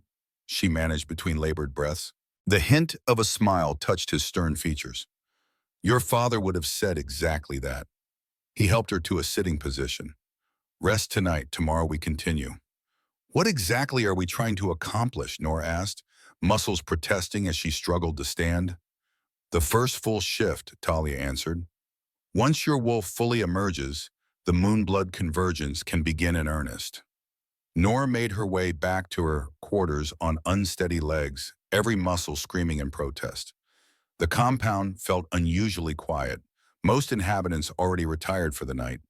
When she finally reached her door, exhaustion threatened to overwhelm her completely. She pushed the door open, longing for sleep, then froze in the threshold. Something was wrong. The air smelled different, disturbed. Her enhanced senses, heightened further by the day's training, detected a presence. Someone waiting in the darkness of her bedroom. Someone who didn't belong. She backed away slowly, preparing to call for guards, when a hand clamped over her mouth from behind. Strong arms dragged her backward into an adjacent corridor before she could react. Don't scream, a familiar voice whispered against her ear. There's an assassin in your quarters. Lucas, the king's brother, released her slowly, eyes glinting with reflected moonlight in the darkened passage. How do you know? She whispered. I was returning from the eastern sector when I caught an unfamiliar scent. Tracked it here. His expression was grim. Blood Moon Covenant. I recognized the ceremonial oils they use before a kill. Her exhaustion vanished, replaced by cold focus. Where are the guards? Drugged, not killed. They're efficient. Lucas glanced toward her door. We should alert Garrett. No time, he could slip away. Nora's wolf stirred within her, responding to the threat with unexpected strength. How many? Just one. Highly skilled based on how they bypass security. Decision crystallized in her mind. We take him ourselves. Lucas's eyebrows rose in surprise. You're exhausted from training, and you can't fully shift. I don't need to shift to fight, she countered. And you're a Ravencrest. Surely the king's brother can handle one assassin. A slow smile spread across his features. You're either very brave or very foolish. Alexander's daughter, indeed. He drew a slender blade from his boot. I'll enter first. You follow. Stay behind me. They moved silently toward her quarters, Lucas leading with predatory grace. At the door he paused, nostrils flaring as he scented the air. He held up 3 fingers, then lowered them one by one. On the last finger he pushed the door open and slipped inside. Nora followed immediately, adrenaline overriding her body's exhaustion. The main room appeared empty, though she could sense the intruder's presence. Lucas pointed toward the bedroom, advancing with silent steps. The attack came without warning. A shadow detached from the ceiling, dropping directly onto Lucas with lethal intent. The assassin moved with inhuman speed, blade flashing in the moonlight. Lucas reacted instantly, twisting to avoid the killing strike, his own knife seeking vulnerable flesh. The 2 wolves fought with terrible efficiency, each movement precise and deadly. The assassin wore the dark clothing and face coverings typical of the Blood Moon Covenant, revealing nothing of their identity. Their fighting style suggested northern training, focused on speed rather than power. Nora circled the combat, seeking an opening to assist. Her wolf surged within her, responding to the threat with growing strength. When Lucas took a glancing blow to the shoulder, staggering momentarily, she acted without conscious thought. She launched herself at the assassin's back, claws extending instinctively as she attacked. The partial shift happened faster than ever before, her canines lengthening, senses sharpening to predatory clarity. Her claws raked across the assassin's back, drawing a surprised grunt of pain. The assassin spun, blade slashing toward her throat. Nora dropped beneath the arc of the weapon, using her smaller size to advantage. Lucas recovered quickly, renewing his attack from the opposite side. Caught between them, the assassin was forced into defensive movement. "Take him alive," Lucas commanded, pressing his advantage. The assassin realized their deteriorating position. With sudden decision, they threw something to the ground. Smoke exploded outward, filling the room with acrid fumes. Nora's enhanced senses overloaded painfully, tears streaming from her eyes as she coughed violently. When the smoke cleared moments later, the assassin had vanished through the open window. Lucas cursed, moving to the window ledge and peering into the darkness below. "They're gone," he concluded with obvious frustration, scaled down the outer wall. Nora's heart pounded in her chest, adrenaline still coursing through her system. "We need to alert security. There may be others." "Already done." Lucas tapped a communication device on his wrist. "Garrett's teams are sweeping the compound." He turned to her, expression shifting from frustration to concern. "Are you injured?" She took mental inventory of her body. "No, you're the one bleeding." He glanced at his shoulder with disinterest. "Superficial. It will heal by morning." His eyes focused on her face with sudden intensity. "Your eyes? What about them?" "They're still silver." He moved closer, studying her with fascination. The partial shift should have faded by now. Nora realized he was right. Her claws had retracted, her canines returned to normal. But something of the wolf remained present. She could still smell Lucas's blood, still sense the lingering scent trail of the assassin. "It's happening faster than anyone anticipated," he murmured. "The moon-blood convergence. You know about that?" "I make it my business to know what others wish to keep secret." His expression grew serious. "This attack will not be the last. Magnus grows desperate as your power increases." "Power I neither understand nor control," she pointed out bitterly. "Yet." Lucas cleaned his blade methodically before resheathing it. "Thorn should be informed immediately." "About the assassination attempt or my accelerating condition?" "Both." He studied her thoughtfully. "Though he'll be more concerned about the former than intrigued by the latter. My brother's protective instincts run deep, especially regarding you." The reminder of Thorn's protective nature triggered a flash of irritation. "I don't need protection. I need information, training, the ability to defend myself." "You just helped fight off an elite assassin while exhausted from training," Lucas observed with a hint of amusement. "Perhaps you're more capable than you realize." Before she could respond, the door burst open. Thorn entered, flanked by Garrett and 4 royal guards. His eyes swept the room, cataloging signs of combat, then fixed on Nora with naked concern. "Are you harmed?" he demanded, crossing to her in 3 rapid strides. "I'm fine," she assured him. "Lucas arrived in time to warn me. We fought the assassin together." Thorn's attention shifted to his brother, noting the blood on his shoulder. "You're injured." "Scratched," Lucas corrected dismissively. "The assassin was skilled. Blood Moon Covenant, based on their methods and equipment." Garrett examined the room with professional thoroughness. Smoke bomb residue. Northern manufacture. They came prepared for wolf senses. "And escaped," Thorn observed, his controlled tone not quite masking his anger. "How did they penetrate our security?" "We're investigating, Garrett replied. "Initial findings suggest inside help. The patrol schedules were known, guards food drugged." "Find the accomplice," Thorn ordered. "Use whatever methods necessary." As the guards dispersed to carry out his commands, Thorn turned back to Nora. His expression softened as he studied her face. "Your eyes remain shifted." A side effect of today's training, she explained. According to Lucas, it's the moon-blood convergence progressing faster than anticipated. Thorne's gaze snapped to his brother. You know of this? Lucas shrugged. You're not the only one with sources of information, brother. A complex emotion crossed Thorne's features. We will discuss your sources later. He returned his attention to Nora. These quarters are no longer secure. You will relocate immediately. To where?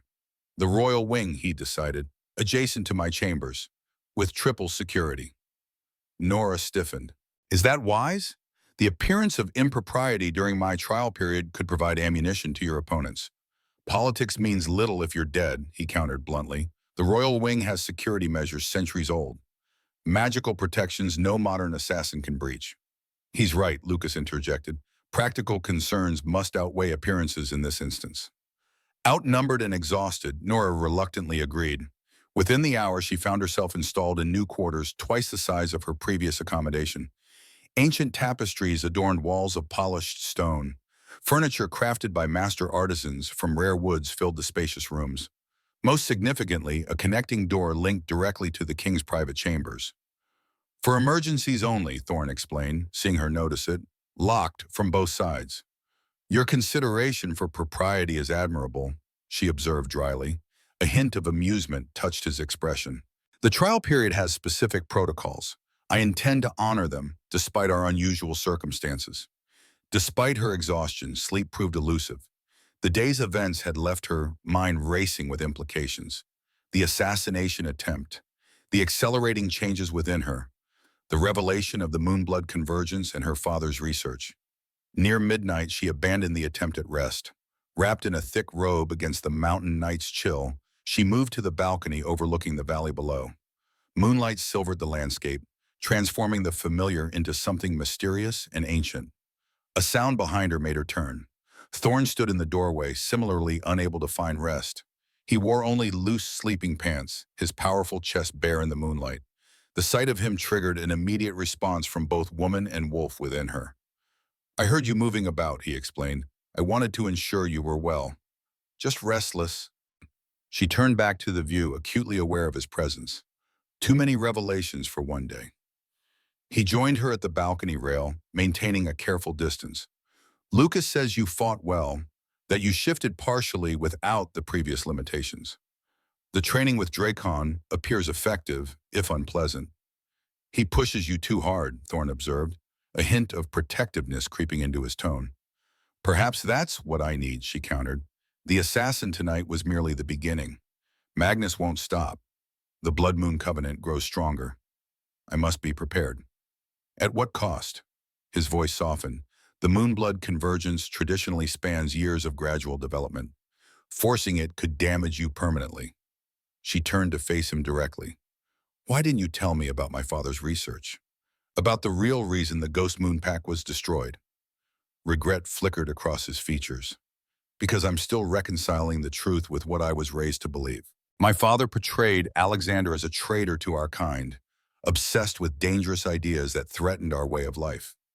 And what do you believe? I believe he may have been right, Thorne admitted. Our bloodlines grow weaker with each generation. Our connection to the old magics diminishes. The signs have been apparent for decades, but tradition blinds us to uncomfortable truths. The admission hung between them, weighty with implications. Nora studied him in the moonlight, seeing beyond the king to the wolf beneath. Strong, powerful, yet carrying burdens few could comprehend. If my father was right, she said slowly, then the moonblood convergence represents hope, not threat. For some, for others, it represents the end of privilege based solely on blood purity. His gaze held hers steadily. Change always threatens those who benefit most from the existing order. Like Magnus. Like many. Thorne sighed, running a hand through his dark hair. The 7 packs balance on the edge of knife. Your existence, our potential, mating the prophecy, all push us toward a precipice from which there may be no return. The weight of his words settled over them. For a moment neither spoke, the night sounds of the mountain filling the silence between them. I never asked for any of this, Nora finally said. I was content in my small life, invisible. Unremarkable. Yet fate had other plans. Thorne's voice lowered. Do you ever wonder why? Why you? Why me? Why now? Constantly. She offered a sad smile. But wondering changes nothing. We face what comes. Together, Dimna, he asked, the question carrying deeper significance than its simple wording suggested. Before she could answer, a distant alarm shattered the night's stillness. Thorne stiffened, instantly alert. The royal communication device on his wrist activated automatically. My king, Garrett's voice emerged from the device. Southern forces have crossed the neutral territory border. Armed incursion into Silver Moon Pack lands. Magnus, Thorne growled, fury evident in his tone. Casualties? 3 border outposts overwhelmed. Unknown number of defenders killed or captured. Mobilize the Northern Response Battalions, Thorne ordered. I want status reports from all border positions within the hour. He turned to Nora, expression grim. It begins. Magnus makes his move earlier than anticipated. Why now? She questioned. The trial period isn't even halfway complete. Because you're growing stronger, Thorne answered. The silver eyes. You're accelerating development. He fears what you're becoming. Or covets it, she countered, remembering Celine's warning. Either way, we've run out of time. Thorne's expression hardened into that of the High King, all traces of the man beneath submerged beneath royal authority. The 7 packs stand at the brink of civil war. And you, Nora Silverblood, lie at the heart of the conflict. What happens now, she asked, already knowing the answer would change everything. Now we fight, he replied simply, for the future, for the packs, for the truth your father died protecting. As if punctuating his words, a second alarm joined the first, its higher pitch signaling an immediate threat to the compound itself. The Blood Moon prophecy accelerated toward fulfillment, destruction, or rebirth, hanging in perfect balance as ancient forces converged around a half-blood woman who had never sought power, only belonging. In the distance, the moon hung red in the night sky, witness to events set in motion centuries before any of them drew breath. Whatever came next would be written in blood and sacrifice, in choices made under impossible pressure. For Nora Silverblood, daughter of Alexander, potential mate to the High King, the true trials were only just beginning. Dawn broke over the royal compound with ominous silence. The alarms that had shattered the night had fallen quiet, leaving an unnatural stillness in their wake. Nora Silverblood stood in the war chamber, surrounded by maps and tactical displays, watching as Thorne and his commanders assessed the escalating crisis. Southern forces had penetrated 20 miles into Silver Moon territory before halting their advance. 3 outposts destroyed, 17 defenders confirmed dead, dozens more wounded or missing. War had arrived without formal declaration. Magnus positions for a larger offensive. General Garrett indicated the southern territories on the massive table map. Intelligence confirms troop movements consistent with the preparation for a multi-front assault. Northern Frostpack reports southern emissaries attempting to negotiate an alliance, Lucas added. Thus far rejected, but Alpha Fenris remains cautious in his commitments. Thorne's expression remained impassive, though Nora sensed his carefully controlled rage through the strengthening mate bond. In the Blood Moon Covenant, increased activity across all territories, Garrett replied grimly. Recruitment has tripled. They openly claim the half-blood threat must be eliminated to restore proper order. All eyes briefly shifted to Nora before returning to the map.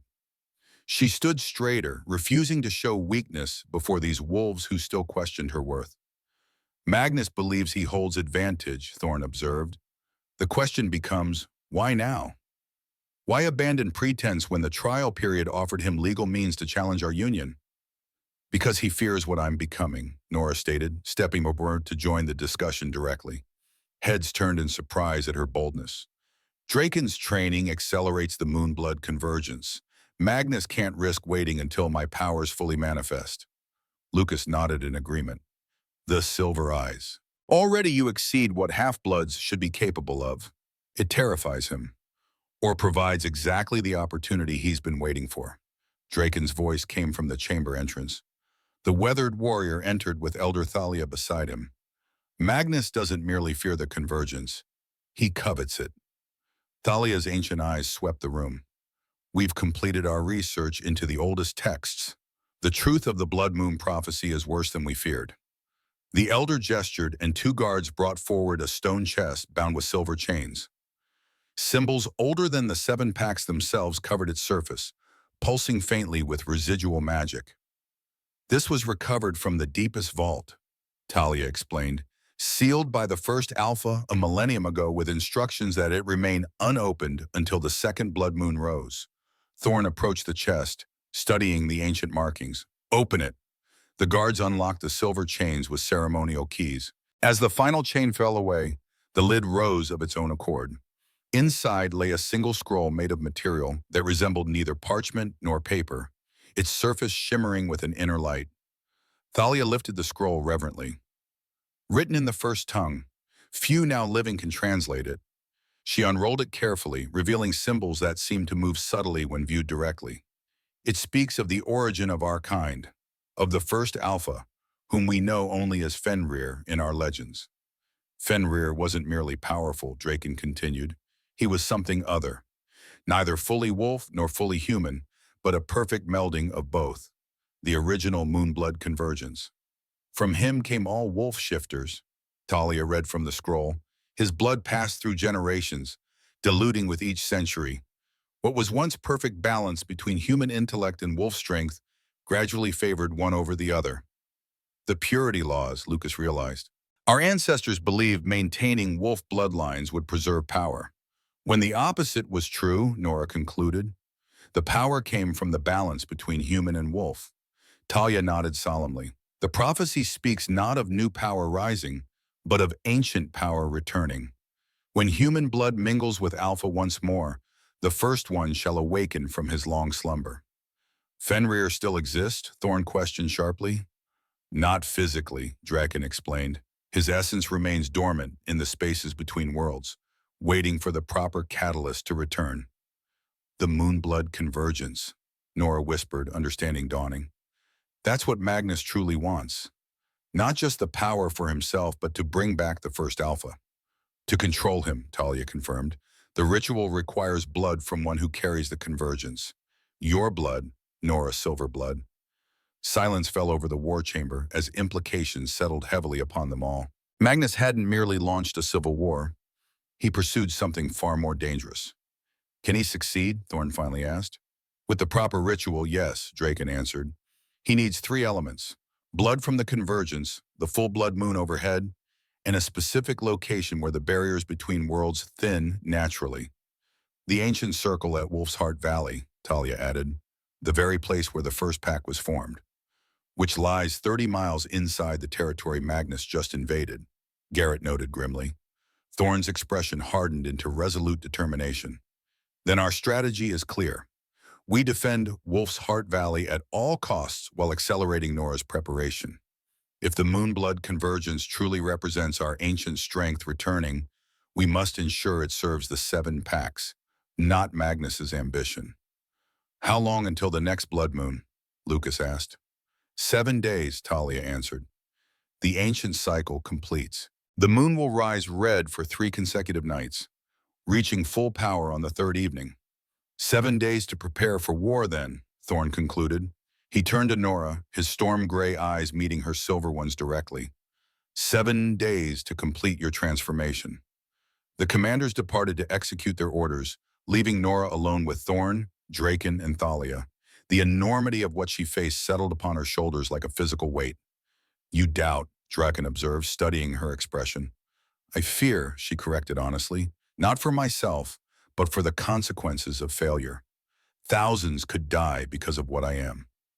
Because of what Magnus chooses, Thorn countered, his voice softening slightly. Your existence merely revealed the rot that already festered within our society. Can I truly master the convergence in 7 days? She asked Draken directly. When you said it normally takes years? The weathered warrior considered her thoughtfully. Your father believed the process could be accelerated under specific conditions. The mate bond with an alpha of Thorn's power creates ideal circumstances. How? She pressed. The mate bond already connects your essences, Talia explained. It can serve as a conduit, a stabilizing force during the transformation. Draken nodded in agreement, but it requires the bond be strengthened beyond its current state. Understanding dawned in Thorn's expression. You speak of completing the mate bond. Yes, the implication hung in the air between them. Completing the mate bond meant physical union, the final sealing of their connection.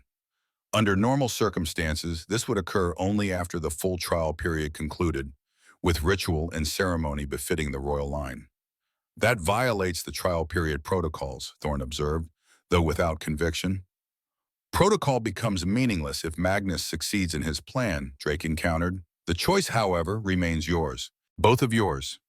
Nora met Thorne's gaze steadily. Through the existing bond, she sensed his conflict, his desire warring with duty and tradition. I need time to consider this, she said finally. We have 7 days. Let me first see what progress we can make through conventional training. Thorne nodded, respect evident in his expression. A wise approach. We proceed with accelerated training while our forces move to secure Wolf's Heart Valley. The next morning brought new developments. Selene Moonclaw requested formal audience with the king and his council. The Southern Alpha's daughter entered the council chamber with perfect poise, though Nora noted the subtle signs of strain beneath her composed exterior. My father has declared me rogue, she announced without preamble. My title and position within Southern Claw are revoked. Murmurs rippled through the gathered advisors. Being declared rogue was the most severe punishment short of execution. It severed all pack bonds, all protection, all identity. For warning us of his plans, Thorne questioned. For betraying Blood Moon Covenant secrets, Selene clarified.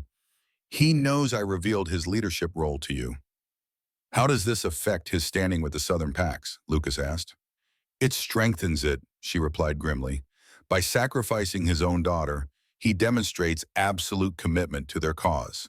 He positions himself as martyr and zealot simultaneously. Effective manipulation, Nora observed.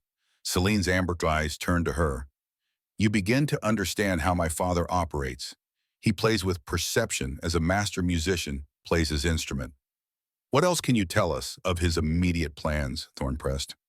He moves the ritual components to Wolf's Heart Valley as we speak, Selene revealed. Ancient artifacts recovered from Ghost Moon Pact territories after their dissolution. Items that once belonged to the First Alpha, preserved through centuries. Why help us, Selene? Nora asked the question others hesitated to voice. You've lost everything by opposing him. Something complex flickered across the Southern Wolf's features. Because 20 years preparing to be queen taught me what ruling should truly mean. Service to all packs, not domination. Protection, not control. Her eyes moved briefly to Thorne. The mate bond chose you for reasons beyond political calculation.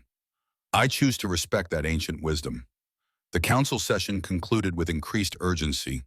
Reports arrived hourly of Southern forces pushing northward, of Blood Moon Covenant cells activating across territories.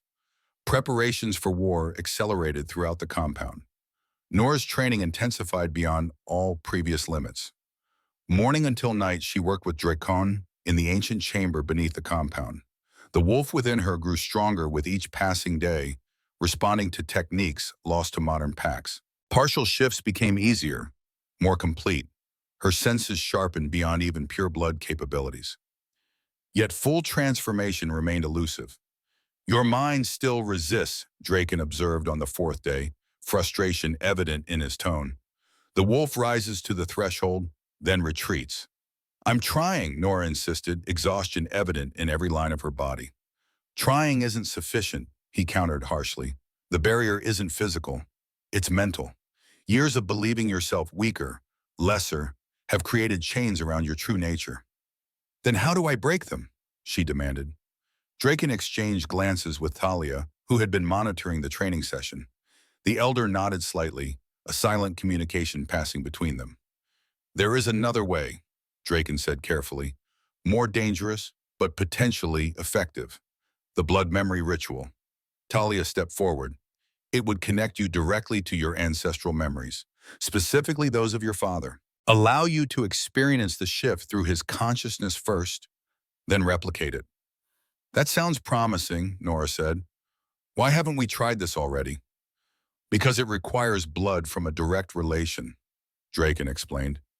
Your father's blood, specifically. Without it, the ritual could damage your mind permanently. Disappointment crushed her momentary hope.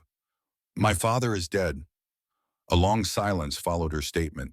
Draken's weathered face revealed nothing, but something in his stillness caught her attention.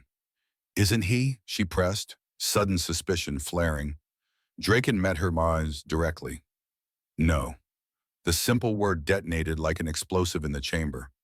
Nora stared at him in shock, unable to process his meaning. My father lives? She finally whispered. Alexander Silverblood survived the attack at the border, Draken confirmed. Barely. I found him near death and took him beyond the territories to recover. Where is he now? Thorn demanded, having entered the chamber unnoticed during their conversation. His expression betrayed equal shock at this revelation. Draken turned to the king. Magnus holds him. What?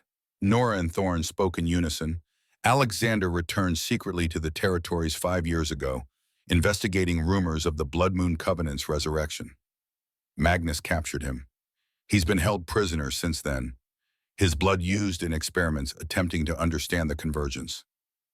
Rage unlike anything Nora had ever experienced surged through her system. Her wolf responded instantly, partial shift occurring without conscious thought. Claws extended, teeth lengthened, and her silver eyes blazed with newfound power. Why didn't you tell me this before? She growled, the sound barely human. Draken remained calm before her anger. Because until now, you weren't strong enough to do anything about it. Knowing would have only led you to reckless action and certain death. And now, Thorn questioned, his own anger barely contained. Now she approaches the threshold of the convergence. Now Magnus moves your father to Wolf's Heart Valley as the final component of his ritual. Draken addressed Nora directly. Now perhaps you are ready to save him.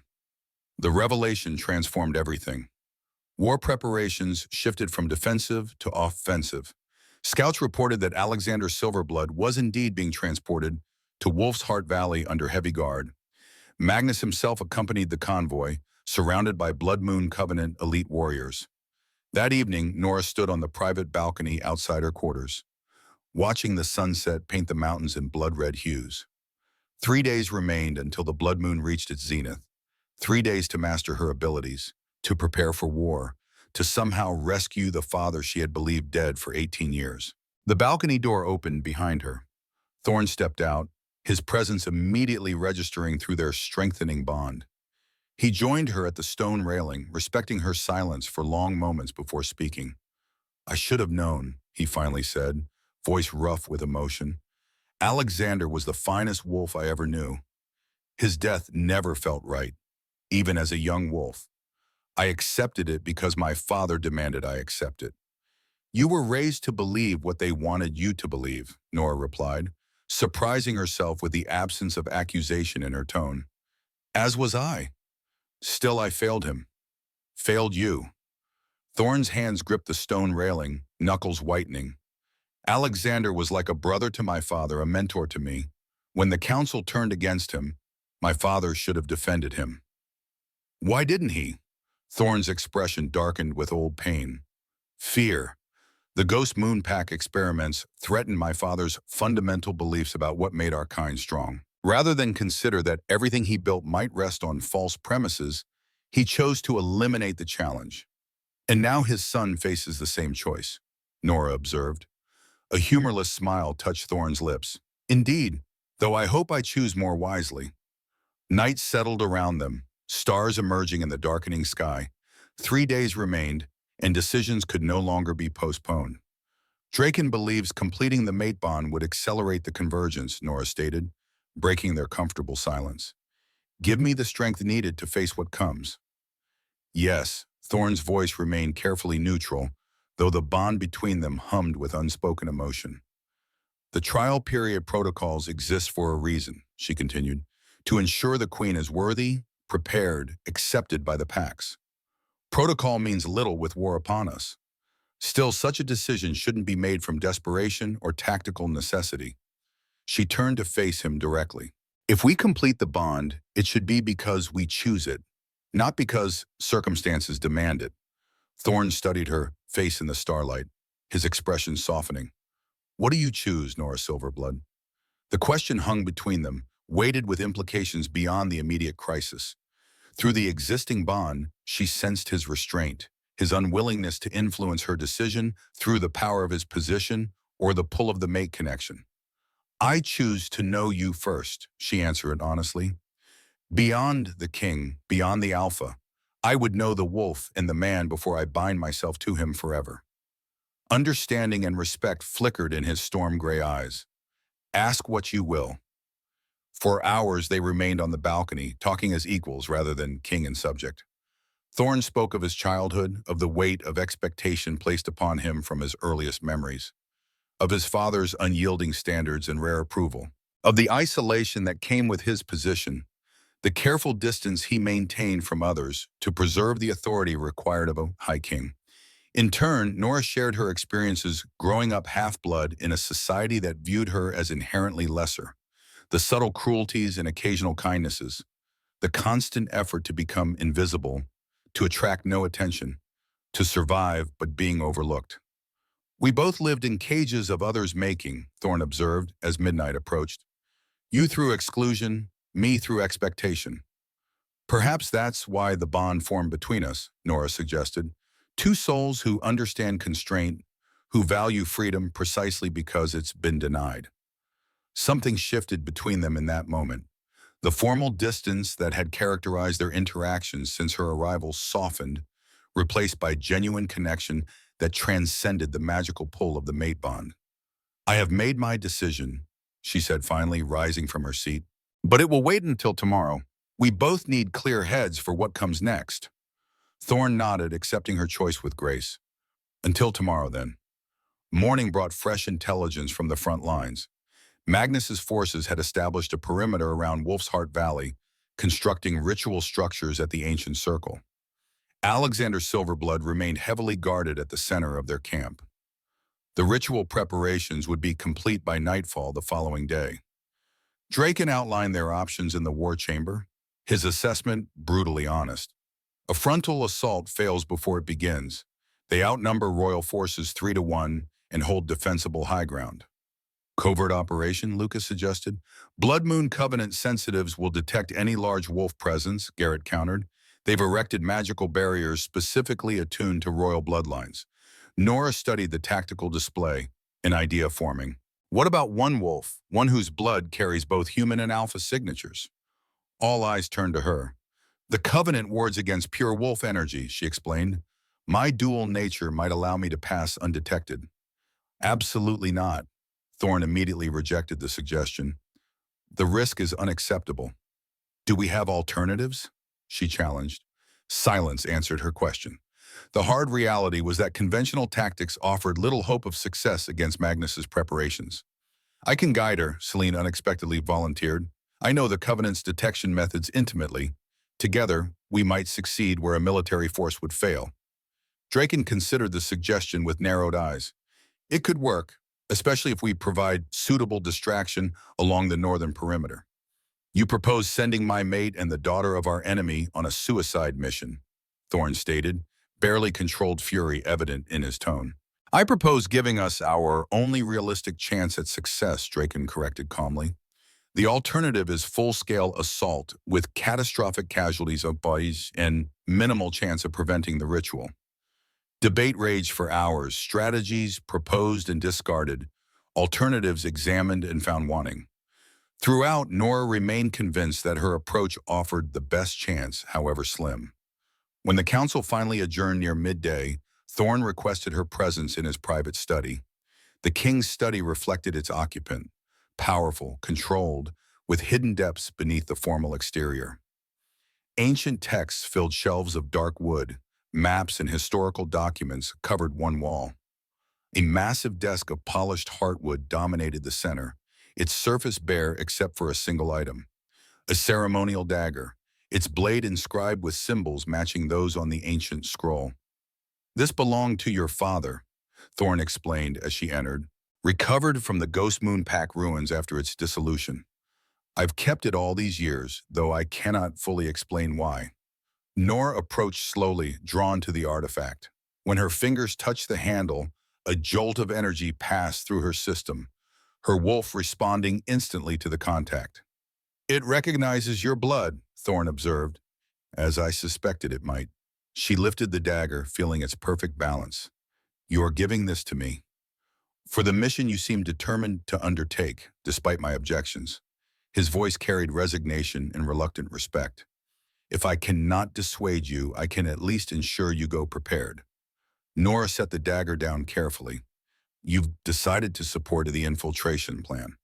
I've decided to acknowledge that you have the right to choose your path, even when that path terrifies me." Thorn moved around the desk, closing the distance between them. The High King must sometimes sacrifice what the man would protect at all costs. When the admission cost him visibly. For 7 decades, his word had been absolute law. Now he yielded to her judgment in a matter of life and death significance. "There's something else," he continued, "something that may assist you." From a drawer, he withdrew a small wooden box carved with lunar symbols. "This contains blood from the Raven Crest line, preserved through ancient methods. Combined with the dagger in a focusing ritual, it might help accelerate your transformation.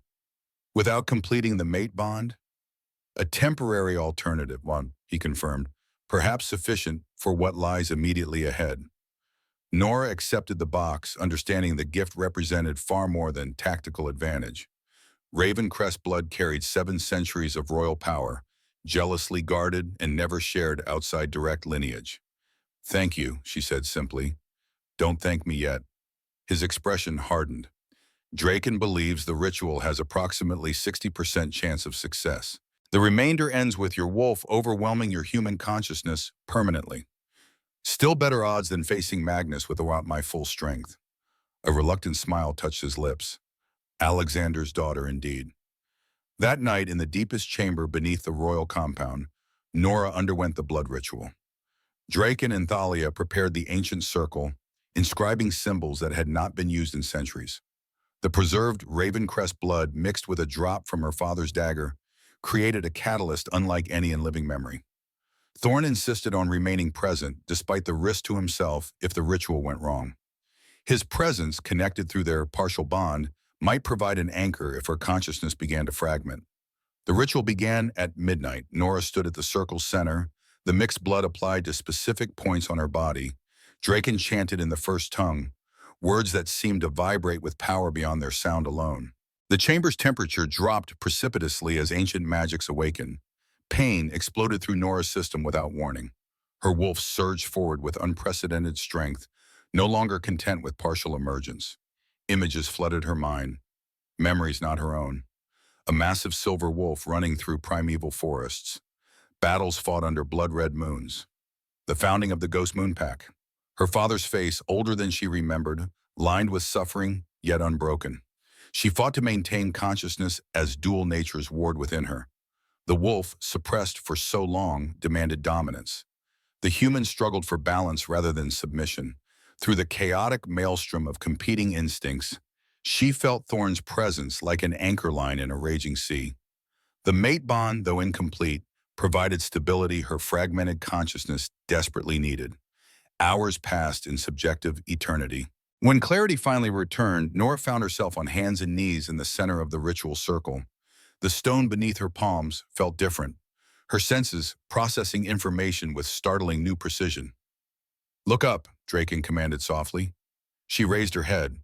Mirrored surfaces had been positioned around the chamber's perimeter. In their reflection, she saw not her human form, but a wolf of medium size with silver-white fur unlike any she had seen before. Silver eyes stared back at her from the lupine face. She had shifted completely for the first time in her life. More surprisingly, she retained full human consciousness within the wolf form. No disorientation, no loss of self. Perfect integration of dual natures, exactly as the Moonblood convergence promised. "Extraordinary," Talia whispered, awe evident in her ancient voice. "The silver wolf returns after 5 centuries." Thorn approached slowly, his own wolf responding to her transformation. Without conscious thought, Nora shifted back to human form, the transition smooth and painless. Power hummed through her system, no longer fighting itself but flowing in harmonious balance. "The convergence begins," Draken confirmed. "Not complete, but progressing faster than I dared hope." The following day passed in intensive preparation. Nora practiced shifting between forms, mastering the transformation until it required mere seconds. She discovered abilities beyond even what Draken had described, heightened senses that detected emotions as clearly as sense, accelerated healing that closed wounds almost instantly, strength that matched pure-blooded alphas despite her smaller size. The infiltration plan solidified. Selene would guide her through the Covenant's detection barriers. Royal forces under Garrett would launch diversionary attacks at strategic points around Wolf's Heart Valley's perimeter. Lucas would lead a secondary team prepared to extract Alexander once Nora located him. Thorne, against all protocol and advice, insisted on commanding the main force personally. Sunset approached on the sixth day. The blood moon would rise at midnight, beginning the three-night cycle that culminated in the ritual window. Their operation would launch in hours. Nora found herself returning to the royal balcony, watching the dying light paint the mountains in deepening shadow. Thorne joined her without announcement, his presence immediately registered through their strengthening bond. "The troops are in position," he informed her quietly. "Everything proceeds as planned." "You should remain here," she said, though without conviction. "The High King's place is not on the front lines of a dangerous operation." "My place is where I choose it to be," he countered simply. "Tonight, that's with my forces, with you." Silence settled between them, comfortable despite the tension of impending conflict. Through the mate bond, Nora sensed his concern, his determination, and something deeper, something he held carefully controlled. "I made my decision," she said finally, "about the mate bond." His attention sharpened instantly, though his expression remained carefully neutral. "And? If we both survive what comes next," she replied, turning to face him directly, "I choose completion. Not because circumstances demand it, but because I wish it. Because what began as fate has become choice." The control he maintained slipped momentarily, raw emotion flashing across his features. Desire, certainly, but also profound relief. Fear transmuted to hope. "You honor me with your choice," he said formally, though the bond between them hummed with far less restrained sentiment. "We honor each other," she corrected gently. "Equal partners in what comes next, whether triumph or disaster." The moment held infinite possibility, countless futures branching from this single point of decision. Then reality reasserted itself as a guard approached with final dispatches from the front lines. The time for personal matters had passed. War awaited. Under cover of early darkness, Nora and Selene departed the royal compound in nondescript clothing that would attract no attention. They traveled light, carrying only essential supplies and weapons that could be easily concealed. Nora wore her father's dagger at her hip, its presence a constant reminder of what they fought to save. "Nervous?" Selene asked as they approached the outer perimeter where Covenant patrols began. "Terrified," Nora admitted honestly, but determined. A ghost of a smile touched Selene's features.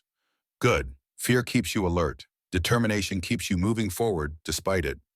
They encountered the first Covenant ward 3 miles from the valley's entrance. Invisible to normal sight, it manifested to Nora's enhanced senses as a shimmering curtain of energy that tasted of blood magic and ancient power. Selene guided her through a specific approach angle, explaining that the wards detected wolf essence primarily. "Your human half creates a blind spot in their detection," she explained. "Focus on that aspect of yourself as we cross." Nora concentrated on her human nature, temporarily suppressing the wolf that had become so much stronger since the ritual. They passed through the ward without triggering alarms, a small victory that bolstered their confidence for the increasingly difficult barriers ahead. Night deepened around them as they penetrated deeper into enemy territory. Twice they were forced to hide as Covenant patrols passed nearby. Nora's enhanced senses provided crucial advance warning, allowing them to conceal themselves before detection. They reached the valley's edge near midnight. Below, Wolf's Heart Valley spread before them, ancient and power-laden. The ancient circle stood at its center, illuminated by torches that cast long shadows across stone megaliths older than recorded pack history. Magnus had constructed a ceremonial platform at the circle's heart, where a single figure lay bound to a stone altar. Alexander Silverblood. Even at this distance, Nora recognized her father instantly. Older than in her childhood memories, his once dark hair now streaked with silver, his powerful frame showing evidence of long captivity. Yet he remained unmistakably alpha in his bearing, even in chains. There, Celine whispered, pointing to a cluster of tents near the circle. Magnus will be there with the ritual components. And the Blood Moon Covenant leadership? Surrounding the circle, the most powerful sensitives and warriors positioned at cardinal points. Nora studied the valley carefully, memorizing positions, calculating approaches. The diversion should begin any moment. As if summoned by her words, explosions erupted along the northern perimeter. Shouts of alarm rose from the encampment as Covenant forces mobilized to meet the perceived threat. Magnus emerged from the central tent, barking orders to subordinates who rushed to comply. Now, Nora decided, shifting smoothly into wolf form. They descended into the valley under cover of chaos, using natural features for concealment. Nora's silver-white fur should have made her conspicuous, yet somehow it seemed to blend with moonlight and shadow in ways that defied normal visibility. Another unexpected benefit of the convergence. They reached the outer ring of the ancient circle without detection. Covenant sensitives remained at their posts despite the perimeter attack, their attention focused outward rather than inward. Celine indicated a gap in their detection field, barely wide enough for one wolf to pass through. "I can't follow beyond this point," she whispered. "Their wards will detect me instantly." Nora shifted back to human form momentarily. "If I free my father, head for the western ridge. Lucas's team will meet us there." "Be careful," Celine urged. "Magnus is more dangerous than you realize." "So am I," Nora replied, shifting back to wolf form. She slipped through the gap in the detection field, using every shadow and depression for cover as she approached the central altar. Alexander remained motionless, either unconscious or conserving strength. Around the circle, Magnus directed final preparations for the ritual, unaware of the infiltration in progress. Nora reached the altar's edge, shifting back to human form in the shadow of an ancient megalith. Her father's eyes opened instantly, detecting her presence despite his weakened state. Recognition dawned in his expression, followed by alarm. "Trap," he rasped, voice hoarse from disuse. Too late, she sensed movement behind her. Before she could react, something sharp pierced her neck. Cold spread through her veins like liquid ice. Her limbs grew suddenly leaden, unresponsive to her commands. "The daughter of Alexander Silverblood," Magnus's voice came from directly behind her. "Right on schedule." The alpha of Southern Claw stepped into view, satisfaction evident in his predatory features. He wore ceremonial robes emblazoned with the Blood Moon Covenant symbols, a ritual dagger clutched in one hand. "You knew I would come," Nora managed through numbing lips. "I counted on it," he confirmed, "the final component of my ritual, delivered willingly into my hands." With a gesture, he summoned guards who lifted her paralyzed form onto a second altar that had been prepared beside her father's. Through dimming consciousness, she realized the terrible truth. The entire operation, from the border incursion to Alexander's visible placement, had been orchestrated to draw her exactly where Magnus wanted her. "The diversion," she began. "A minor inconvenience," Magnus dismissed. "My forces were prepared for such predictable tactics. Your royal lover throws away lives for nothing." Her father strained against his bonds, rage evident despite his weakened state. "This won't bring Fenrir back, Magnus. The old texts warn against forcing the connection." "The old texts were written by cowards who feared true power," Magnus countered. "Tonight, when the blood moon reaches zenith, the first alpha returns. Under my control." Consciousness faded as the paralytic took fuller effect. Nora fought to remain awake, to find some means of resistance. Through the mate bond, she reached desperately for Thorn, trying to communicate the danger. Whether he received her warning remained unknown, as darkness claimed her completely. She awakened to chanting. Magnus stood between the two altars, arms raised toward the blood-red moon that hung directly overhead. Alexander remained bound beside her, his eyes conveying silent communication, urging her to remain still, to conserve strength. The paralytic had weakened, her enhanced physiology processing the toxin faster than Magnus had anticipated. She maintained the appearance of complete helplessness while testing her bonds subtly. Too strong to break directly, but perhaps with the right leverage. Blood of the father who dared dilute our sacred lineage, Magnus intoned, drawing his ritual blade across Alexander's arm. Blood welled, dark and thick, flowing into a ceremonial bowl. Blood of the daughter, in whom the convergence awakens. The blade moved to Nora's arm next, slicing with surgical precision. Her blood joined her father's in the bowl, the mixture immediately beginning to glow with unnatural light. Ancient One, Fenrir, first of Alphas, Magnus continued, raising the bowl toward the blood moon. By the power of mixed blood freely given, I call you from your slumber. Return to us, return to me. The mixed blood ignited spontaneously, burning with silver-white flame that cast no heat. The ground beneath the ancient circle trembled as energy built within the megalithic structure. Above, the blood moon seemed to pulse in rhythm with the chanting that had reached fever pitch among the gathered covenant members. Something was happening. Something vast and ancient stirred at the edges of perception. Nora felt it through her enhanced senses, a presence of such immense power that merely brushing against its consciousness threatened to overwhelm her. Yes, Magnus exulted, sensing the same presence. Come forth, Fenrir. Accept my offering and grant me your power. The air above the central altar shimmered, reality distorting, as something pushed against the barriers between worlds. A shape began to coalesce, massive and lupine yet not entirely wolf. The first alpha responding to the summoning. In that moment, Nora understood with perfect clarity. Magnus had no hope of controlling such a being. His arrogance blinded him to the true nature of what he called forth. If Fenrir fully manifested, neither Magnus nor anyone else would direct his power. She reached for the mate bond with desperate intensity, calling to Thorn with every fiber of her being. Through their connection, she sensed him nearby, much closer than expected. The diversionary attack had been more successful than Magnus realized. Royal forces had penetrated to the valley's edge.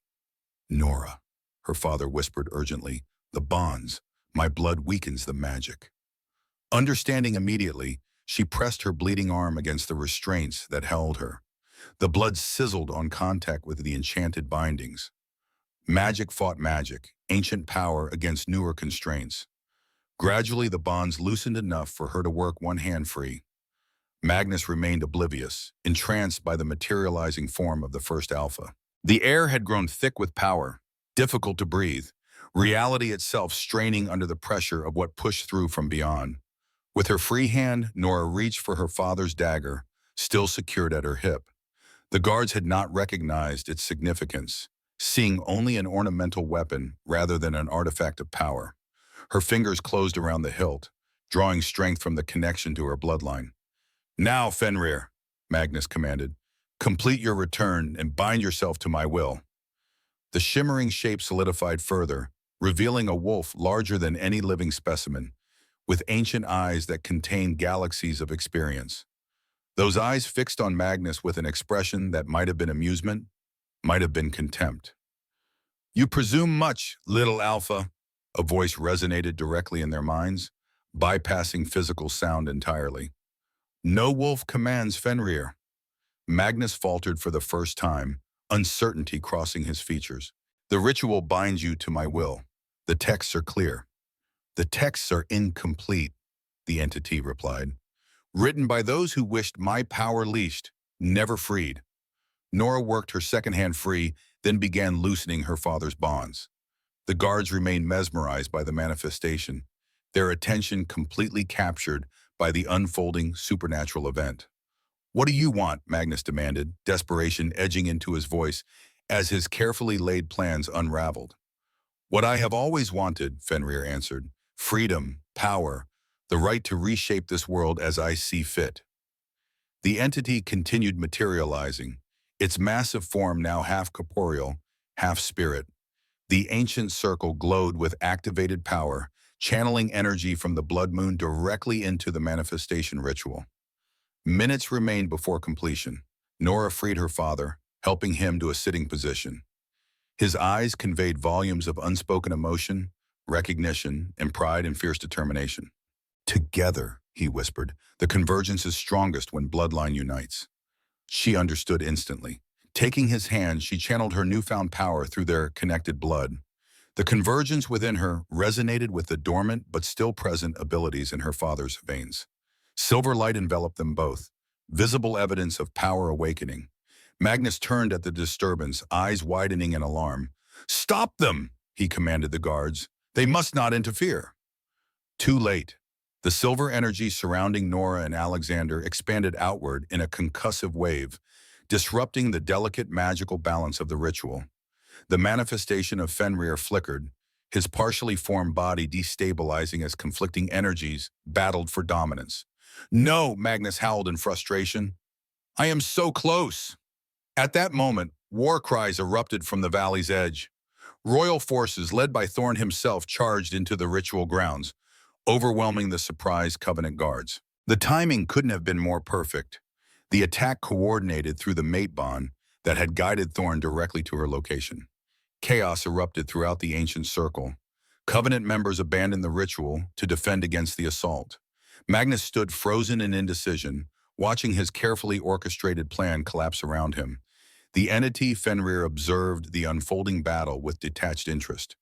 Fascinating. After a millennium, the pack still war amongst themselves.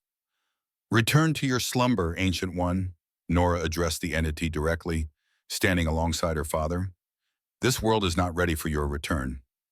Those ancient eyes turned to her, studying her with newfound interest. "The convergence lives in you, little wolf. The balance I sought to create so long ago. A balance that must develop naturally," Alexander added, his voice stronger now. "Not forced through ritual or domination."